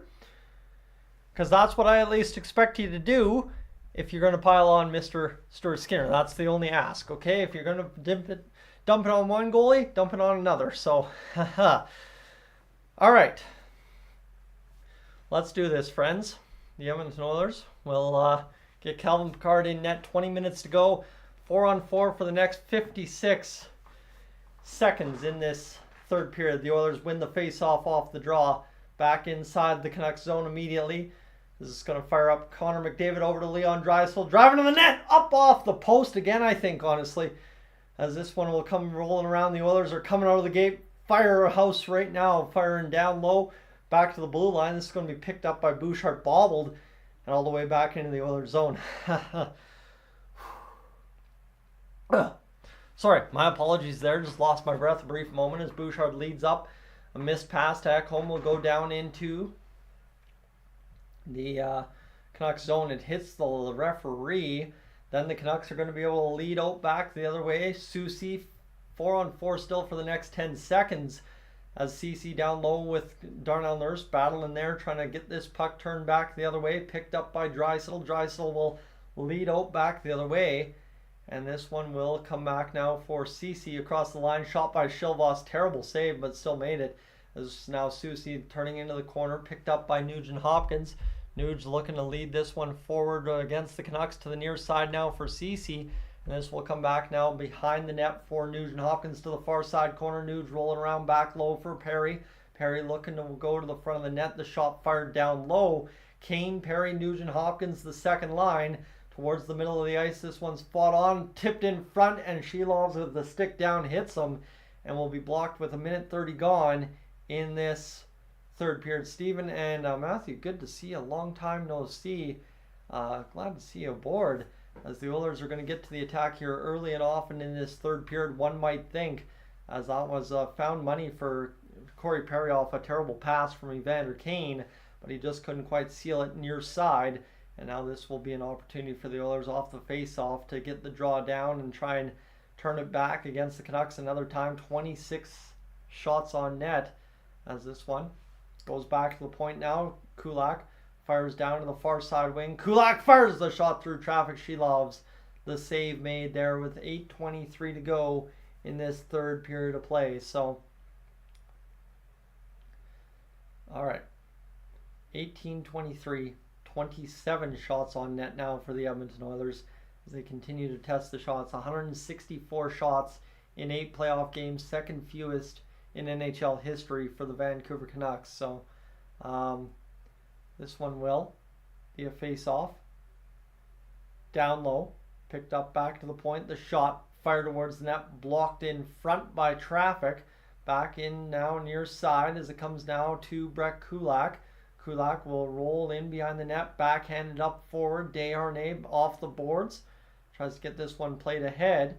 As this one will come back now. Picked up by Hughes. 18:03 to go in this third period of play. Back into the Oilers' end. Joshua gets it over to Desharnais, picked up by Kulak again. Kulak back forward to Desharnais across the line. McLeod skates into the wall. It'll be Holloway playing it down to McLeod and Brown. And Holloway again gets it back from Brown as the Oilers roll around the offensive zone time here. As this will be picked up by McLeod and Brown along the end wall against Lafferty, Hronek, and Hughes.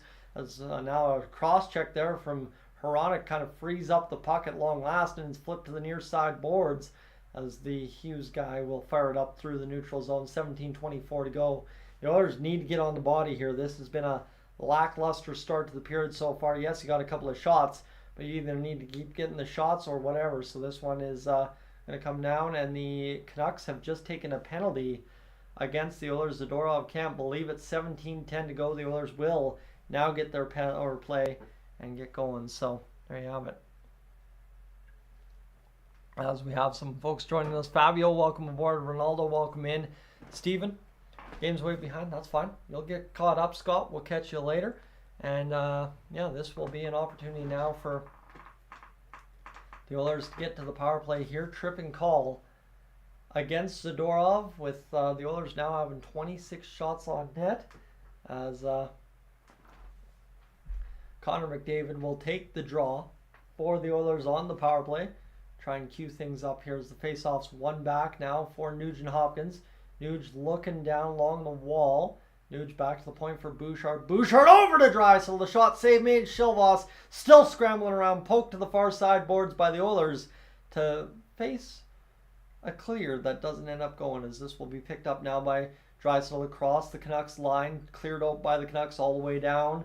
First puck touch for Calvin Pickard, who will pick this one up for Evan Bouchard. 16:43 to go in this third period to play. Puck rolled over to the near side boards. It'll be interesting to see if the Oilers even allow a shot on goal on Calvin Pickard in this third period. As here's McDavid to the front of the net, blocked in front. Back to the blue line now for Bouchard, over to McDavid down low, looking in front for Hyman, up over top of the net, rolled clear and picked up by Bouchard down low again to Nugent Hopkins. Nuge looking back to the point for Bouchard. Bouchard at the point over to Nuge.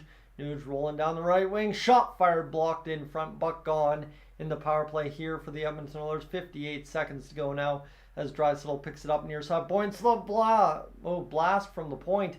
by Bouchard. It kind of flubbed up in the middle of the air, and Hyman just could not jam it home with 16:01 to go in this third period of play. This one, opportunity the Oilers. Obviously, Chilvas kind of sealed up the shoulder that time after kind of learning from Draisaitl last time out. Good save there. And now that one, what did it hit? It hit Chilvas, and then Hyman just couldn't garbage man it home. With 51 seconds to go, the Oilers' top line power play unit still on the ice here. They'll roll to the near side boards, cleared out by Vancouver once more. The Oilers desperately need to get the goal going here, as this will be picked up again by Bouchard. Rushed right up the ice. Nice little pivot move at the blue line.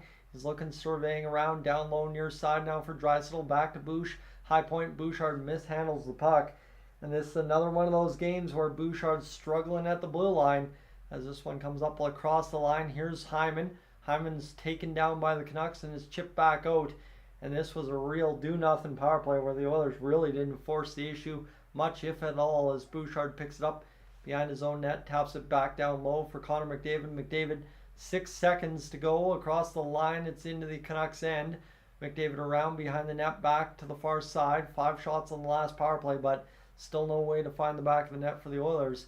15:04 to go, and it'll be lifted out by the Canucks to center and dumped into the Oilers zone, as Picard this time will stay inside his own net, far side, as the Oilers roll now. The Oilers need a depth goal here to settle this one up, right? Ekholm scored a goal for you, but you need to find a way to get like a Ryan McLeod, Dylan Holloway a goal, as this one bounces in front. You thought Perry had a goal earlier in this hockey game, as this one comes up back to the point as CC hammers it back down low, but Suter stole it away.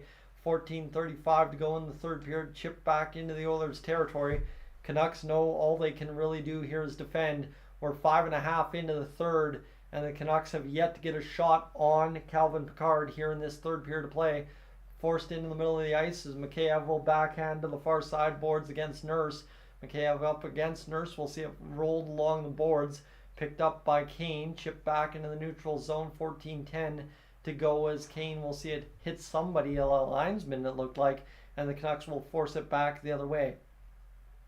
Down low, Ekholm picks this up. Near side will be Ryan going along the wall. The shot fired on Chilvas, save made. 13:52 to go in this third period of play. Friends, I have had way too much water tonight. I'm going to take a quick break here to run back upstairs and use the facilities. I will be right back.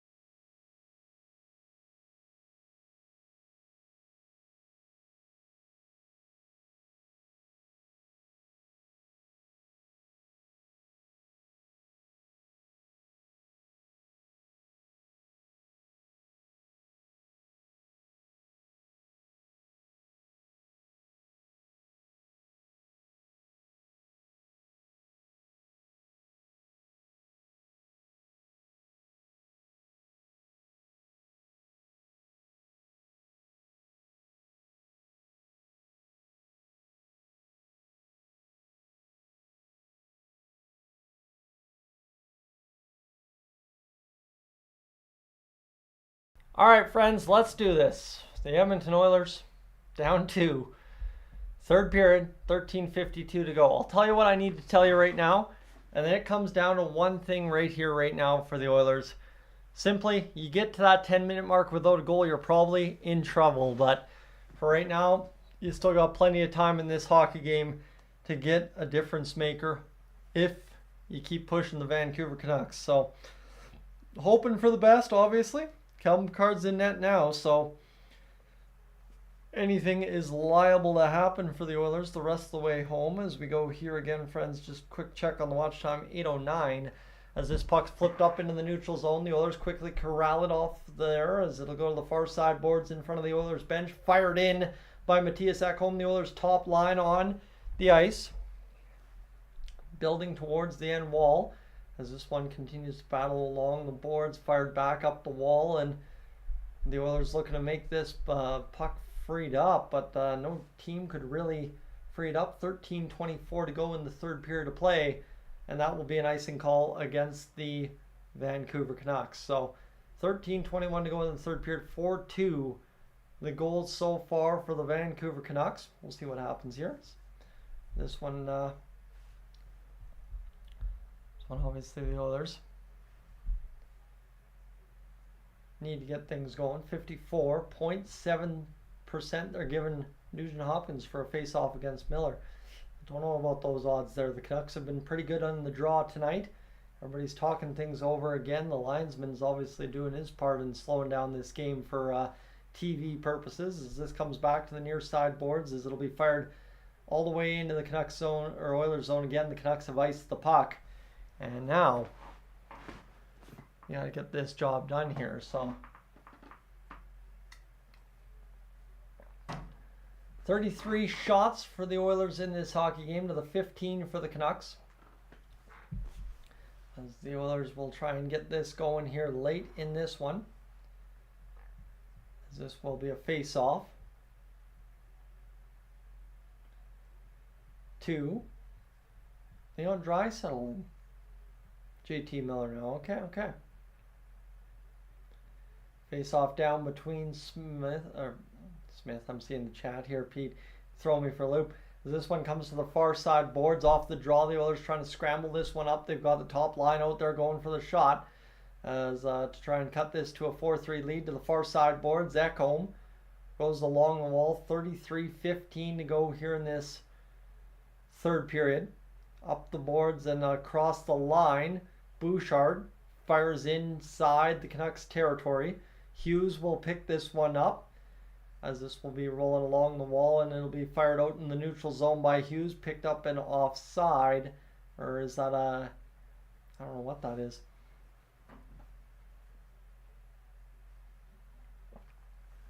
Don't know what that was, but we will have a stoppage in play nonetheless. We'll see what happens here. So I'll say as well to anyone talking about Chilvas being the third string goalie for the Vancouver Canucks, and everybody saying, well, Jack Campbell could do a better job. Guess who's the third string goalie for the Edmonton Oilers? Yikes, I don't want to see that Jack Campbell redemption tour here if I'm a Canucks fan or if I'm anybody's fan in these playoffs. So 12:42 to go in the third period. The best bet for any team in these playoffs is keeping Jack Campbell out of the Edmonton Oilers net. I'll tell you that much. This one fired in by the Canucks far side boards, rolled around on the near side by CC up the near side wall. Garland pushed it towards the net. Campbell's not in net. It's Picard in net, and he's yet to have to face a shot. So far in this third period, the shots are 10-0 for the Oilers, as this one comes back into the middle of the ice, picked up by CC, fired back in. Chilvas around behind the net. Hughes looking to make the play here for him behind his net, as it'll come back into the neutral zone, bounced off the boards. The Canucks across the line. Bluger looking to end the shotless drought through the first 8 minutes of this third period.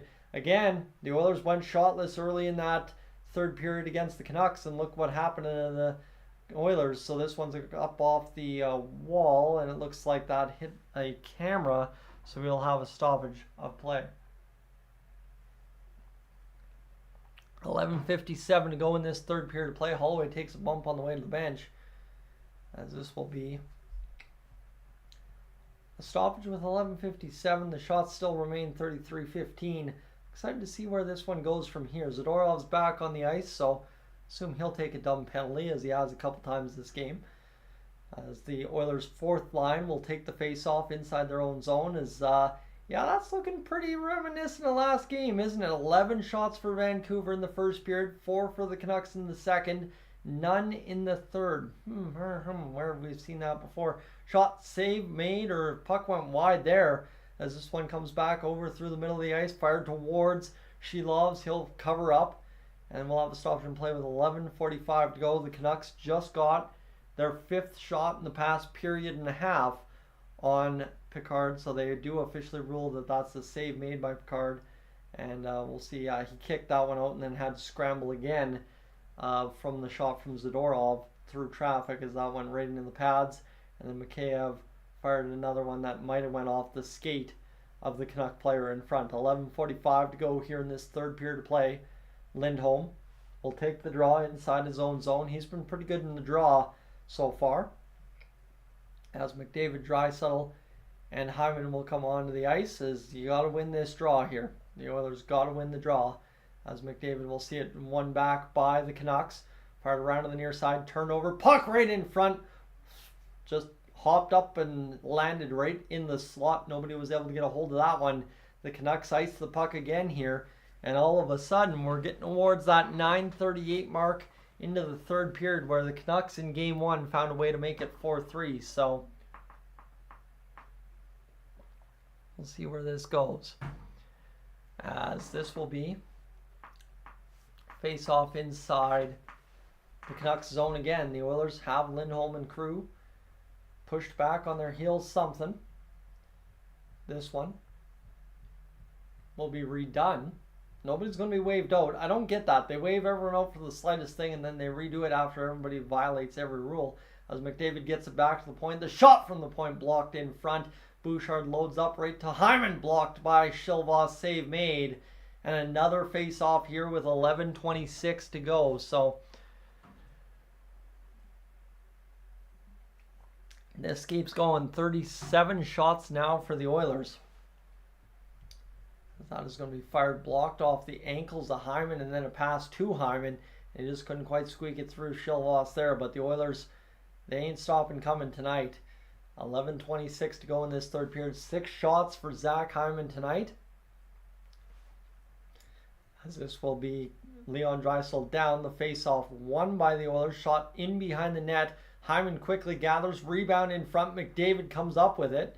Shot from Bouchard not loading. Now it does. Blocked in front there as it fires towards the net near side boards. The Canucks are able to just backhand it out innocently as this comes down into the Oilers zone. And another icing call here. 3 stoppages in play in the last 20 seconds in this third period. The line for the Canucks has been trapped out there for a while. And this is going to get interesting to see what the Oilers can do with it here. So Hyman on the ice here against the Canucks again, as he's been sniffing around the net all game. This will be one back to the point here. The shot from Ekholm to the far side boards, picked up by McDavid. McDavid will spin off, and this one back, rolling, looking for the puck here as McDavid comes right in front. Blocked by Myers, as this will roll back to the point. Bouchard, actually, Vancouver somehow got a line change in the last icing call or somewhere in there. As this Susie across to the far side, trying to play it in front, turned away. Bouchard sandwiched, but the Oilers able to come up with the puck and not turn it over, exiting their zone, coming back the other way. Here's McDavid right in on net. My screen just went black as this one picked up now by Bouchard. Bouchard will go down low for McDavid. McDavid back to Bouchard. Bouchard wrapping around in behind the net, looking for a pass in front. The Canucks doing a good job sealing it off. Bouchard keeps it onside over to Ekholm. The one-timer through traffic. Toe save from Sheloves is picked up now by Draisaitl. Draisaitl back to the point for Ekholm. Ekholm over to Bouchard. Bouchard fires the shot down low. McDavid turns it over now for Draisaitl. Draisaitl back in front, goes to the far side. The Oilers really starting to hand it to the Canucks here on this shift. Bouchard back to Ekholm. Near side point. Ekholm's going to try and keep this one on side, and it is going to squeak just outside of the zone here as it comes back along the wall as Garland's tied up there against the Oilers, and the Oilers trying to fight this one forward. It's picked up by Derek Ryan over to Connor Brown. Brown will get it across the line now for Janmark. Janmark will be offside, and we'll have a stoppage in play.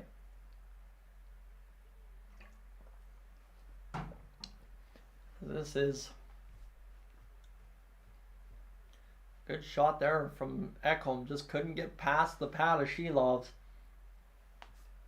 As the Oilers find themselves down 4-2. Friends, welcome aboard Dolynny TV. Glad to have you here tonight. Again, I would ask you, if you've been hanging out, enjoying the play-by-play, to consider hitting that subscribe button here on the channel this evening. And with that, we'll check the watch time, kind of barometer of how you guys have been hanging out with me here tonight.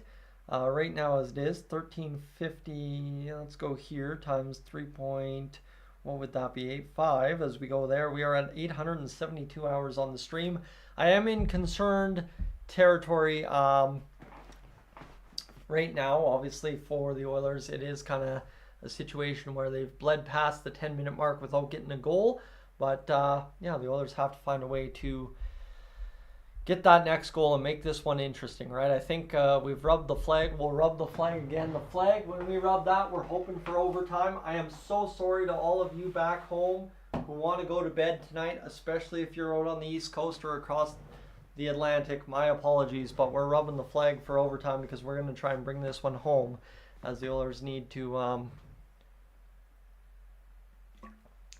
try and finish this one off tonight. So, yeah, the Oilers down 4-2 in the game, looking like they might go down 2-1 in the series, but still plenty of time left in tonight's hockey game to write off something miraculous that the Edmonton Oilers obviously usually do.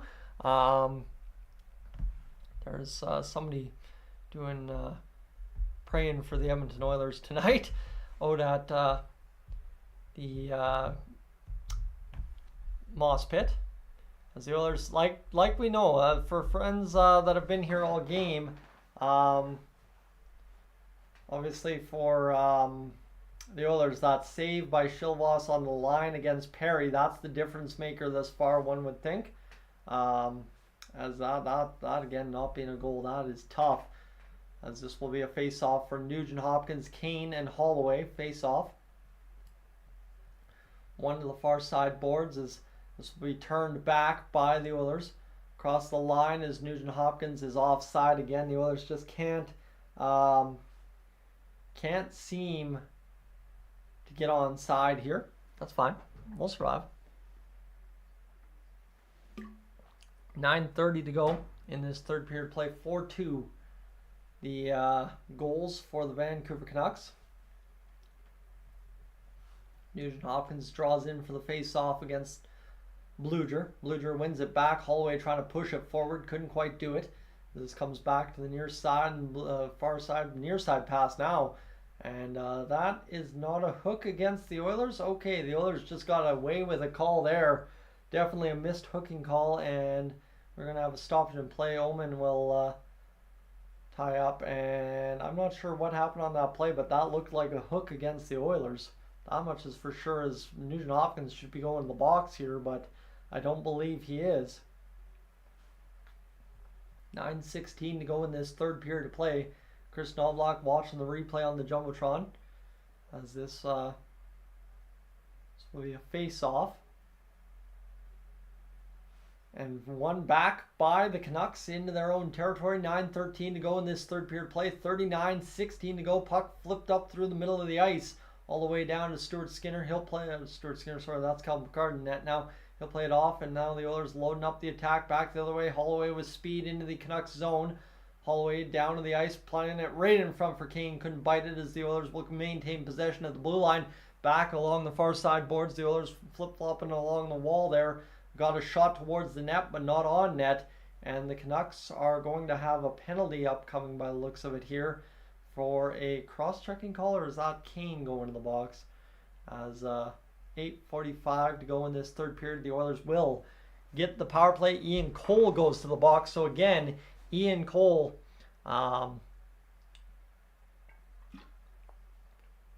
victimized by the Oilers as Kane drew the cross-check there against Cole. Not that it was overly an aggressive cross-check by any means, but hey, whatever it is this will be a face-off now for Leon Draisaitl.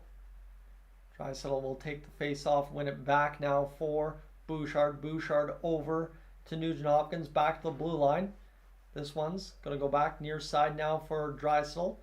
Picked up. This one back to McDavid. Back to Draisaitl. Back to McDavid. They're just sitting here. Draisaitl's got the puck now. They're just rolling around, taking their time, trying to open up the seam here. Draisaitl down low. Looking. McDavid fires the shot in on Chilvas. The save made in the crease. It's a scramble. And Lindholm kind of throws up the hands there.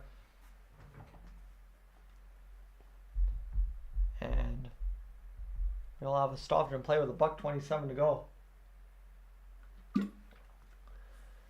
That is Connor McDavid firing that shot into the crease, and then Nuge just got there a little too late.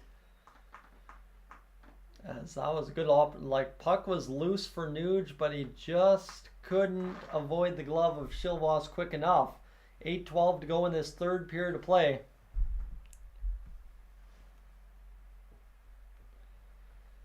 As this one will be face off inside the Canucks territory. 8:12 to go in this third period of play. This one will come back down low near side as it'll be fired back inside the Oilers territory on the clear by the Canucks. Down to Calvin Pickard, who still only faced 2 shots in this third period of play. As this one comes back through the neutral zone. Played off there by Bouchard. McDavid firing inside the Canucks territory. This is a must-score power play, by the way, for the Oilers. If you haven't figured that one out, as Bouchard goes across to the far side, it's tipped into the Canucks bench. The face-off will be inside the Canucks zone with $1:02 to go. 7:47 to go in this third period of play, friends. The Oilers desperately needing a goal in the next minute 02. That was a good-looking pass across for Bouchard, but it was just tipped away by the Canucks stick at the blue line. Now, I wonder if the Oilers are going to go with a, a face-off play here, as they've drawn some stuff up over this course of the year, and it looks like Bouchard is out wide, so I assume that might be what's happening here, as this will be one back by the Oilers, but nobody's home. That's just a set play that they didn't fully communicate there, as McDavid will wheel and deal through the neutral zone to the far side boards now. Back to the point for Bouchard, back down low, as the Oilers will wrap this one around the net for McDavid. McDavid back in front of Bouchard. Bouchard looking, the shot through traffic, blocked in front, and Bouchard can't keep it onside, as this one will be rolled back up by Bouchard across the line. The Oilers to Draisaitl here. Draisaitl looking down low. The shot fired out by Vancouver. 27 seconds to go in this third period. Bouchard will load up the puck and get going through his own zone. 18 seconds to go. Loading up Connor one more time here on the power play. Connor McDavid across the line, far side. Back to the point now. Bouchard pumps the shot over to Draisaitl. Draisaitl off the skates of Zadorov. Zadorov spins off that one rather quick. Back to his feet in front of the net here. Draisaitl down low, picks it up now. The Oilers, Nugent Hopkins looking across the ice. He instead fires a shot off the end wall. Hyman looking to keep this one onside. Leans on the man. Instead, the Canucks able to clear out. And here comes Joshua back across the line for the Canucks into the zone. Joshua down low. Bouchard battling him there. 6:30 to go here in this third period of play. Puck is rolling along the boards here. Back to the blue line. Hughes fires the shot down low. 6:08 to go here. 6:18, sorry, to go in this third period of play, as the Canucks will fire in their own zone up the middle of the ice across into the Oilers end. Pickard battles it off the wall. Ceci will roll up the wall here. Now this is where the Oilers, somebody has to show some desperation here, some fight here, and get something rolling, as the Oilers to the front of the net. Can't find Perry from Kane behind. Here's the shot from Ceci in front. Beat away by Chilvas back up the wall. The Oilers now have 40 seconds, or 40 shots in this third period, as this will be Derek Ryan leading into the Oilers zone. Okay. This will be fired back down low. Cole goes to the far side, picked up by Kane. The shot in front, just can't find the front of the net there. Again, Ceci will fire it down low, and the Oilers are just rolling around and getting shots towards the net, but everything's from the outside right now. Somebody has to drive the net here, as this is going to be Kulak rolling inside his own zone up the middle of the ice. It comes through over to Derek Ryan. The shot not coming from the outside as Holloway goes along the wall to Miller. Holloway's taken down, and this one will be 5:05 to go in this third period of play. Back into the neutral zone. Kulak will have the puck, and we are doing the 5-minute drill here, as this one will be fired down to the far side boards, picked up by McDavid. McDavid back on the ice after the power play has expired, and obviously a couple of shifts have gone by to regain his juice. This Ekholm as the Canucks just hanging on for dear life here as Bouchard will pick it up. I said Shilov's had to be the best player on the ice for the Canucks in the third period. So far he has been as the Oilers push this one forward into the middle of the ice to the far side boards. 4:26 to go in the third period, back to the near side boards as this one will be fired back up into the neutral as it's tapped across the line to Hyman. Hyman into the Oilers offensive zone. 4:15 to go in this third period of play. Hyman trying to come up with that puck instead. Soucy launches it up off the wall. 4:08 to go. I am nervous as heck here as this one comes back to the middle of the ice as this one tapped backdoor on Picard goes wide. And this will not be a penalty there against the Oilers for tripping on Bluger. Ekholm's battling Bluger on the ground. It's like, hey buddy, if you want to go. And this will be whistled down. And Ekholm's yelling for some kind of stoppage ruling. As that was a good looking opportunity in the middle of the ice for the Canucks, but pass across and just couldn't get it going. So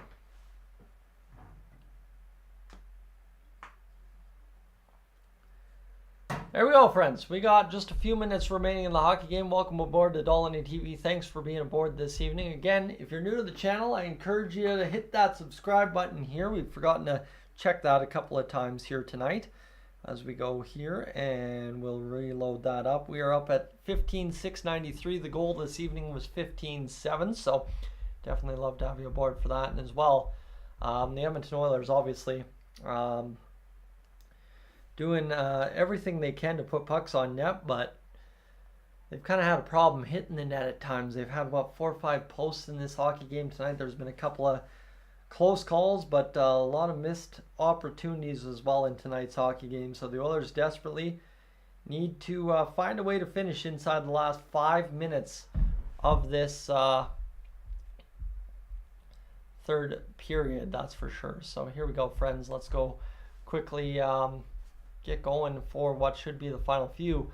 Looks like I don't want to send you an ad because I know if I send you an ad, we'll miss launching things up crazy. So, yes. The Edmonton Oilers obviously finding a way here to be quieted by the Canucks in game number 3. It was the Canucks though that won game 1, so if we're going to go back and forth, this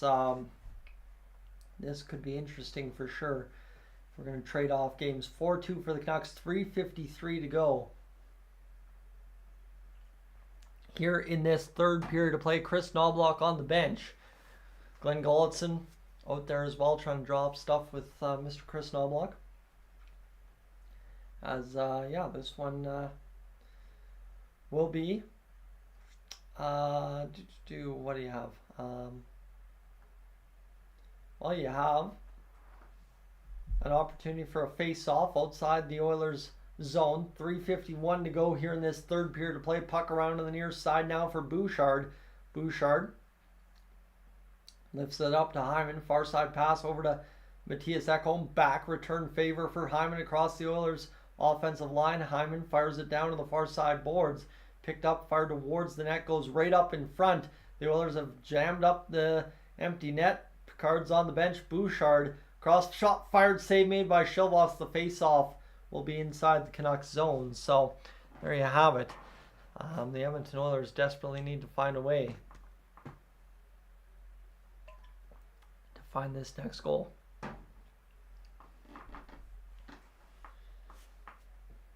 .323 remains in this third period. The net is empty for the Oilers. Leon Draisaitl will take the draw against JT Miller. Draisaitl, Hyman. It is Ekholm it's Ekholm that's the extra defender on this one. As this one comes back along the near side corner, there's Nugent Hopkins in behind. McDavid rolling down to the near side corner, picked up by Draisaitl. Back to the blue line for Bouchard, firing down low. The Oilers getting to the near side boards. Draisaitl looking down low. Shot towards the net, goes up over top. 2:59 to go. Puck hits Bouchard inside the neutral zone. So Bouchard will gather up inside his own zone. 2:50 to go here to the near side. Across the line, it's picked up by McDavid. McDavid rushing towards the net, far side, shot whistled up over top of the net. 2:39 to go in this third period. Wasn't it the Canucks in round one scoring 2 goals with like less than 30 seconds in the third period to send it to overtime and they won 2 minutes in? That's some magic we could hope for here as well. This one comes across. Step, thank you again for the super chat as we will bring it home here. 2:39 to go in the third period. Still plenty of time on the clock late in this hockey game with the Oilers' quick strike offense. So we'll see what the Oilers can muster up here as this is a face-off inside the Canucks zone. Yes, we're going to have a timeout. It looks like the Oilers would have called this one. As we will see what we can do here. Late, the Oilers, Glenn Gulletson drawing up the power play, I guess technically, right, the man advantage for the Vancouver Canucks and Edmonton Oilers. As this will be an opportunity with 2:39 to go in the third period. The Oilers have to find a way just to put a puck into the crease and jam one home. Zach Hyman's got to be your hero to at least make it 4-3. And then you can blame the posts for not winning this hockey game for all it takes. Is Rick Tocchet talking it over with his troops. Everybody remaining calm here, friends. We're about to hit 15,000 views on the live stream. Thank you so much for hanging out tonight. Really do appreciate you being aboard for the ride. 2:39 to go in this third period of play. I am going to take a quick bathroom break the next TV timeout, but it looks like we might not get that. So this will be a face-off with Leon Draisaitl taking it. Draisaitl's been 9 for 18. Lindholm's been 13 for 26. The Oilers win the face-off. 2:37 to go here in this third period of play. Nugent Hopkins trying to play this one past the Canucks defense. It's batted out in the neutral zone back into the Oilers' end. 2:27 to go in this third period of play. As this one comes back to the near side boards, fired in by Draisaitl. He takes a hard rub out along the wall. Myers up into the middle of the ice, chipped back into possession for the Oilers. Bobbles around the far side wall. McDavid picks it up here. McDavid coming back now to the blue line. The shot from Bouchard in front goes wide of the net, and this will be Ekholm batting it back down low. Myers with all kinds of time and space to shoot the puck, turns it over. Now Miller down the length of the ice, off the post!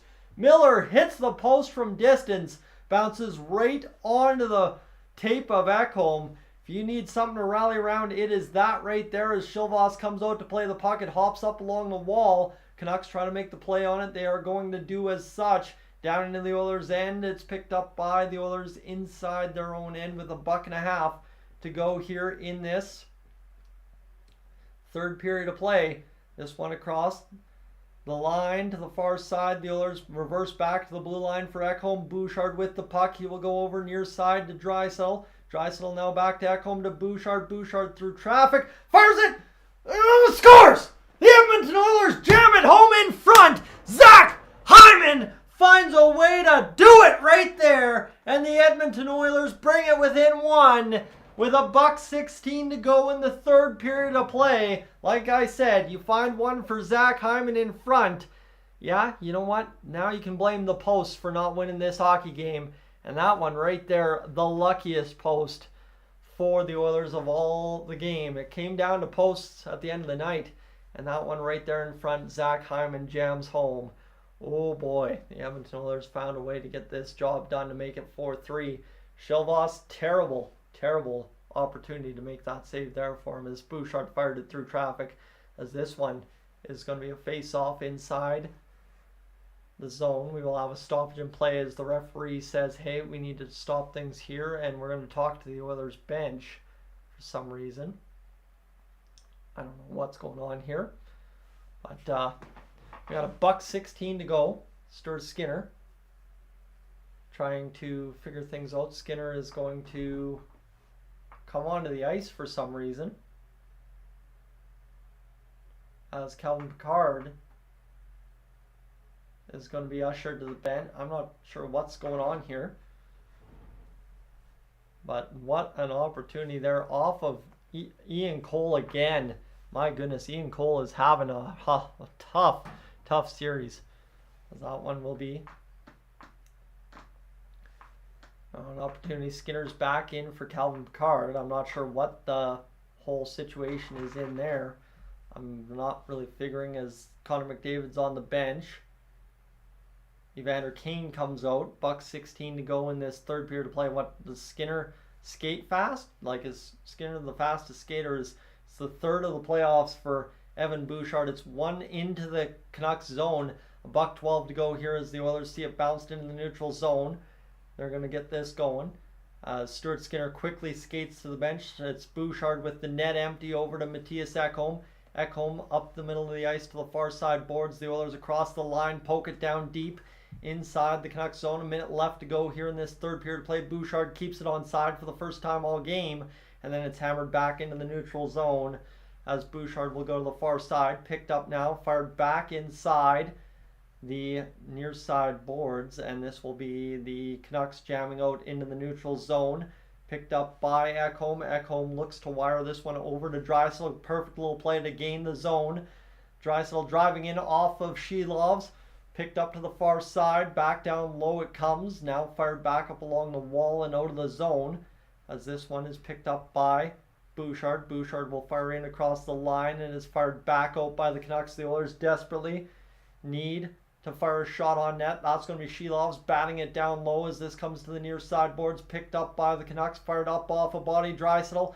One last shot remaining in the game. Ekholm over to Nuge. Off the wall. Off the post again. A shot save made by Shilovs at the last second, and Bouchard draws a scrum. It's a 4-3 final for the Vancouver Canucks. But what a wild finish to this one, as the Oilers just narrowly missed, tying it twice within the last 3 seconds. And Shilovs can't believe how that one finished up right there either, as the Edmonton Oilers came within inches of scoring that goal. But again, friends, cursed it be. Whoever scores the first goal of the game, whether it be on the power play, loses the hockey game for a third one in a row. The Oilers fall 2-1 in the series. And this will be interesting to see what Game 4's response on Tuesday is. I will be right back, as I'm going to go quickly take a bathroom break, and we'll break this one down here in a matter of moments.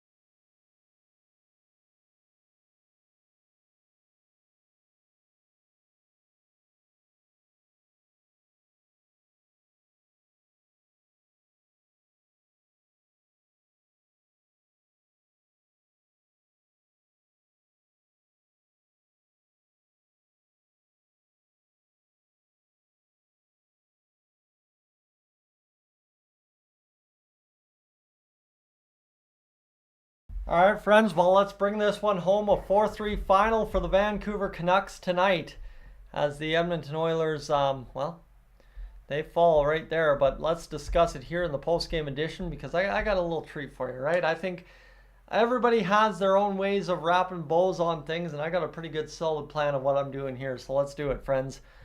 This is Dolynny TV, friends. Welcome aboard to the post-game edition of the Oilers Canucks Game 3. As the Oilers, well, they just couldn't solve themselves tonight. And that comes down to the exact same thing the Canucks fell to in Game 2 and the Oilers fell to in Game 1. Cursed is the team that scores the power play goal to open up the hockey game. Game 1, the Oilers scored the opening power play goal, lost the hockey game. Game 2, the Vancouver Canucks score the opening power play goal, lose the hockey game. Game 3, the Oilers score the opening power play goal, lose the hockey game. You can write it home a million other ways, however you want. Posts, Skinner, Shilovs, whatever you want your headline to be, friends, fine and dandy with me. But at the end of the day, this is absolutely wild that you think something that would gain you so much momentum in the playoffs, something that you think would just be like soul crushing for the team, especially, right? The Oilers in game one coming into the other building and scoring a power play goal, which the Oilers power play much lauded, right out of the gate would crush the Canucks. No, Canucks win the hockey game. Okay, game number 2, you think, okay, the Vancouver Canucks have scored the power play goal at home. They have taken a 1-0 series lead already. The Oilers, obviously, Skinner's beat for the first goal of the game. That's a good sign if you're the Canucks. You lose that hockey game. Tonight, the Oilers at home, right? They're 5 minutes in. They haven't played a terrible 5 minutes. They got some saves early from Skinner. Hey, life's going to be great. We score a power play goal. Game on. No. It is bound to happen. And I would hate to be the Canucks. I would absolutely be fragile in the mind if I was the Canucks and I scored the opening goal the next game on the power play, because my goodness, this has got to be the most wild sequence to start a series I have ever seen in my life. Just watching basically how this played out, right? The Oilers make a game of it very late in the hockey game, just basically missing off the side of the net on Shilovs, and also a goal called off on the goal line on a bounce off the glove in on the goal line. So however you want to chalk it down tonight, fair and dandy with me. Again, I'm not just going to sit here and run a guy out of town because it's a convenient thing for Oilers fans to do. Again, Shilovs has given up just one less goal than Stuart Skinner in this series, and the Canucks lead 2-1, not 4-0. So at the end of the day, panic button not really needing to be pressed. The fact that the Oilers continue to fight in this series is good. It can't be all the top guns all the time, though. And obviously, too, Ian Cole is here to help us, right? Ian Cole, late in that hockey game, has another puck go off him into the back of the game that made back of the net that made it a 4-3 game. So no, it's game on in this series. I think I'm the one that predicted here on Dolynny TV that it was going to be a 6-game series. So I'm looking forward to seeing what the Oilers can do in the next 3 to possibly wrap it up. But again, this one's starting to get that feeling that it might very well come down to 7. And if it goes down to 7, I'm looking forward to it game on, because it's going to be a great time. But again, it's just so wild, friends, that something, right? We're talking about a power play in the start of the first period. The Oilers power play is soul crushing, right? You know the Oilers power play finds a way to score big goals at every moment. They find the way to score the early one, but kind of struggled ever since after that. And it was really wild that, again, for the 3rd game in a row to start the series, the team that opens the scoring on the power play, may be added, loses the hockey game. Just kind of silly town right there. We'll recap the goal scoring here for the Oilers and Canucks this evening. Matthias Ekholm, Elias Lindholm, Brock Besser, Leon Draisaitl, Elias Lindholm, and Evan Bouchard. So it was just a couple of shots early in that, well, late in that first period there, I guess in the back half, that cost the Oilers at the end of the night. And that Elias Lindholm one dribbling past Ekholm and getting Vinny Desharnais off his post, and obviously back in the net on Skinner not moving over fast enough. Yeah, that's what sinks you tonight, is that one. But again, the Oilers got bailed out at the end of the game. A puck hit the post inside the Oilers zone on an empty net. That's what allowed them to obviously finish this game off. But yeah, no, hats off to Archer Shilovs. I think he's had a pretty good series so far. Maybe not same to be said for Stuart Skinner, but the Oilers are right there, right? This is very reminiscent kind of the back and forth, how tight it was against Winnipeg in 2021 all over that series, and as well kind of how tight it was at times against Vegas and Colorado, or so it seemed, despite how those series finished up. So the Oilers outshoot the Canucks 45-18. Again, the Canucks, I mean, sit here and say, well, the Canucks beat UC Saros. Everybody would say UC Saros. Everybody who hates Stuart Skinner would say UC Saros is 10 times the goaltender Stuart Skinner is. But the Canucks beat UC Saros just the same way they're beating Stuart Skinner and the Edmonton Oilers here through 2 games. But I'll read you some other stats that are going to tell you what happened in this hockey game. 38-28 the face-offs for the Canucks. If the Canucks eat, same as they did in Game 1, eat the Oilers alive in the face-off dot, the Canucks are going to win every game. The Canucks obviously took 2 more penalties than the Oilers did. Keep that in mind as well. And the giveaways for the Oilers, 15-5. You've got to manage the puck, guys. You can't give away a puck almost 6 times a period and expect to win a hockey game. That's where I'm really upset tonight. And the Canucks as well. The Oilers, every Oilers fan that's sitting here ragging on Stuart Skinner for being terrible, you got to realize the Canucks are blocking 23 shots in a hockey game and the Oilers had 6. Again, you got to find, if you think your goalie's weak, if you're the Oilers and you don't trust Skinner, get in front of everything. You don't allow pucks on net. You don't allow pucks through. You stop everything with the body no matter the cost. But here we have it somehow. The other team gets 10 less giveaways than us, and we have 23 block shots for the Canucks and 6 block shots for the Oilers. And every headline you read tonight is going to say Stuart Skinner is the reason the Oilers lost 4-3. Tough, right? I just, again, everybody needs someone to blame, but it's just upsetting to me that no matter what we do, we always find the good guys in the room to blame, right? Jordan Eberle, I don't think anyone's got a bad word to say about that guy, but one turnover in the playoffs, the first time the Oilers were in the playoffs for 10 years and you're run out of town, I don't want to do that again here this year. That's all I'm saying. So the Edmonton Oilers obviously got to find a way to clean up a whole bunch of things in their games. And I said it at the start of game 2. You find a way to win the face-off battle in regulation against the Canucks, you ain't losing in regulation. Oilers won in overtime. I think you got to, and they had the hit lead at one point early in the first period, but you got to start taking the body to the Canucks. I don't think I saw one hard hit on Quinn Hughes tonight.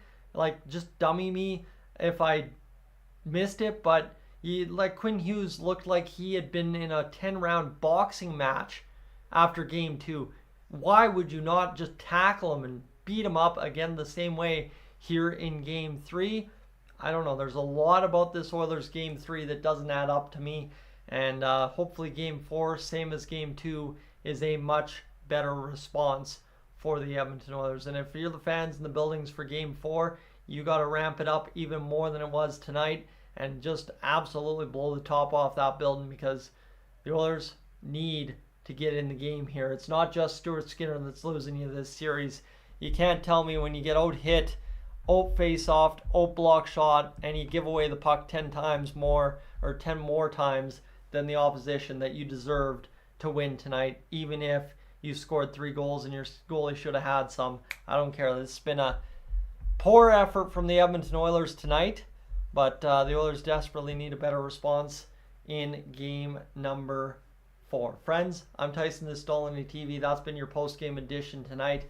I am up on out of here. For those of you on the live stream, though, stay tuned, as I do appreciate you hanging out with me this evening. It's been a tough night to be an Oilers fan, obviously, because start to finish, the team as a whole did not show up to win tonight. Yes, Connor and Leon and Hyman can do everything, but the Oilers obviously need to have a much better effort as a whole squad compared to where they were at. Friends, we crossed 1,000 watch hours this evening, but we will catch you next time out. Thanks for being aboard. Do appreciate you hanging out with me tonight. It's been a fun one. Obviously, would like the Oilers to give us much better things to talk about than they did tonight, but it is what it is at the end of the day. So have a great night, everybody. We'll catch you game 4, but of course we'll see you tomorrow night live from the Ball Diamonds in Crossfield as we get this season officially underway. The first game of the year for the Crossfield Pirates in the 2024 Crossfield Mixed Slow Pitch Recreational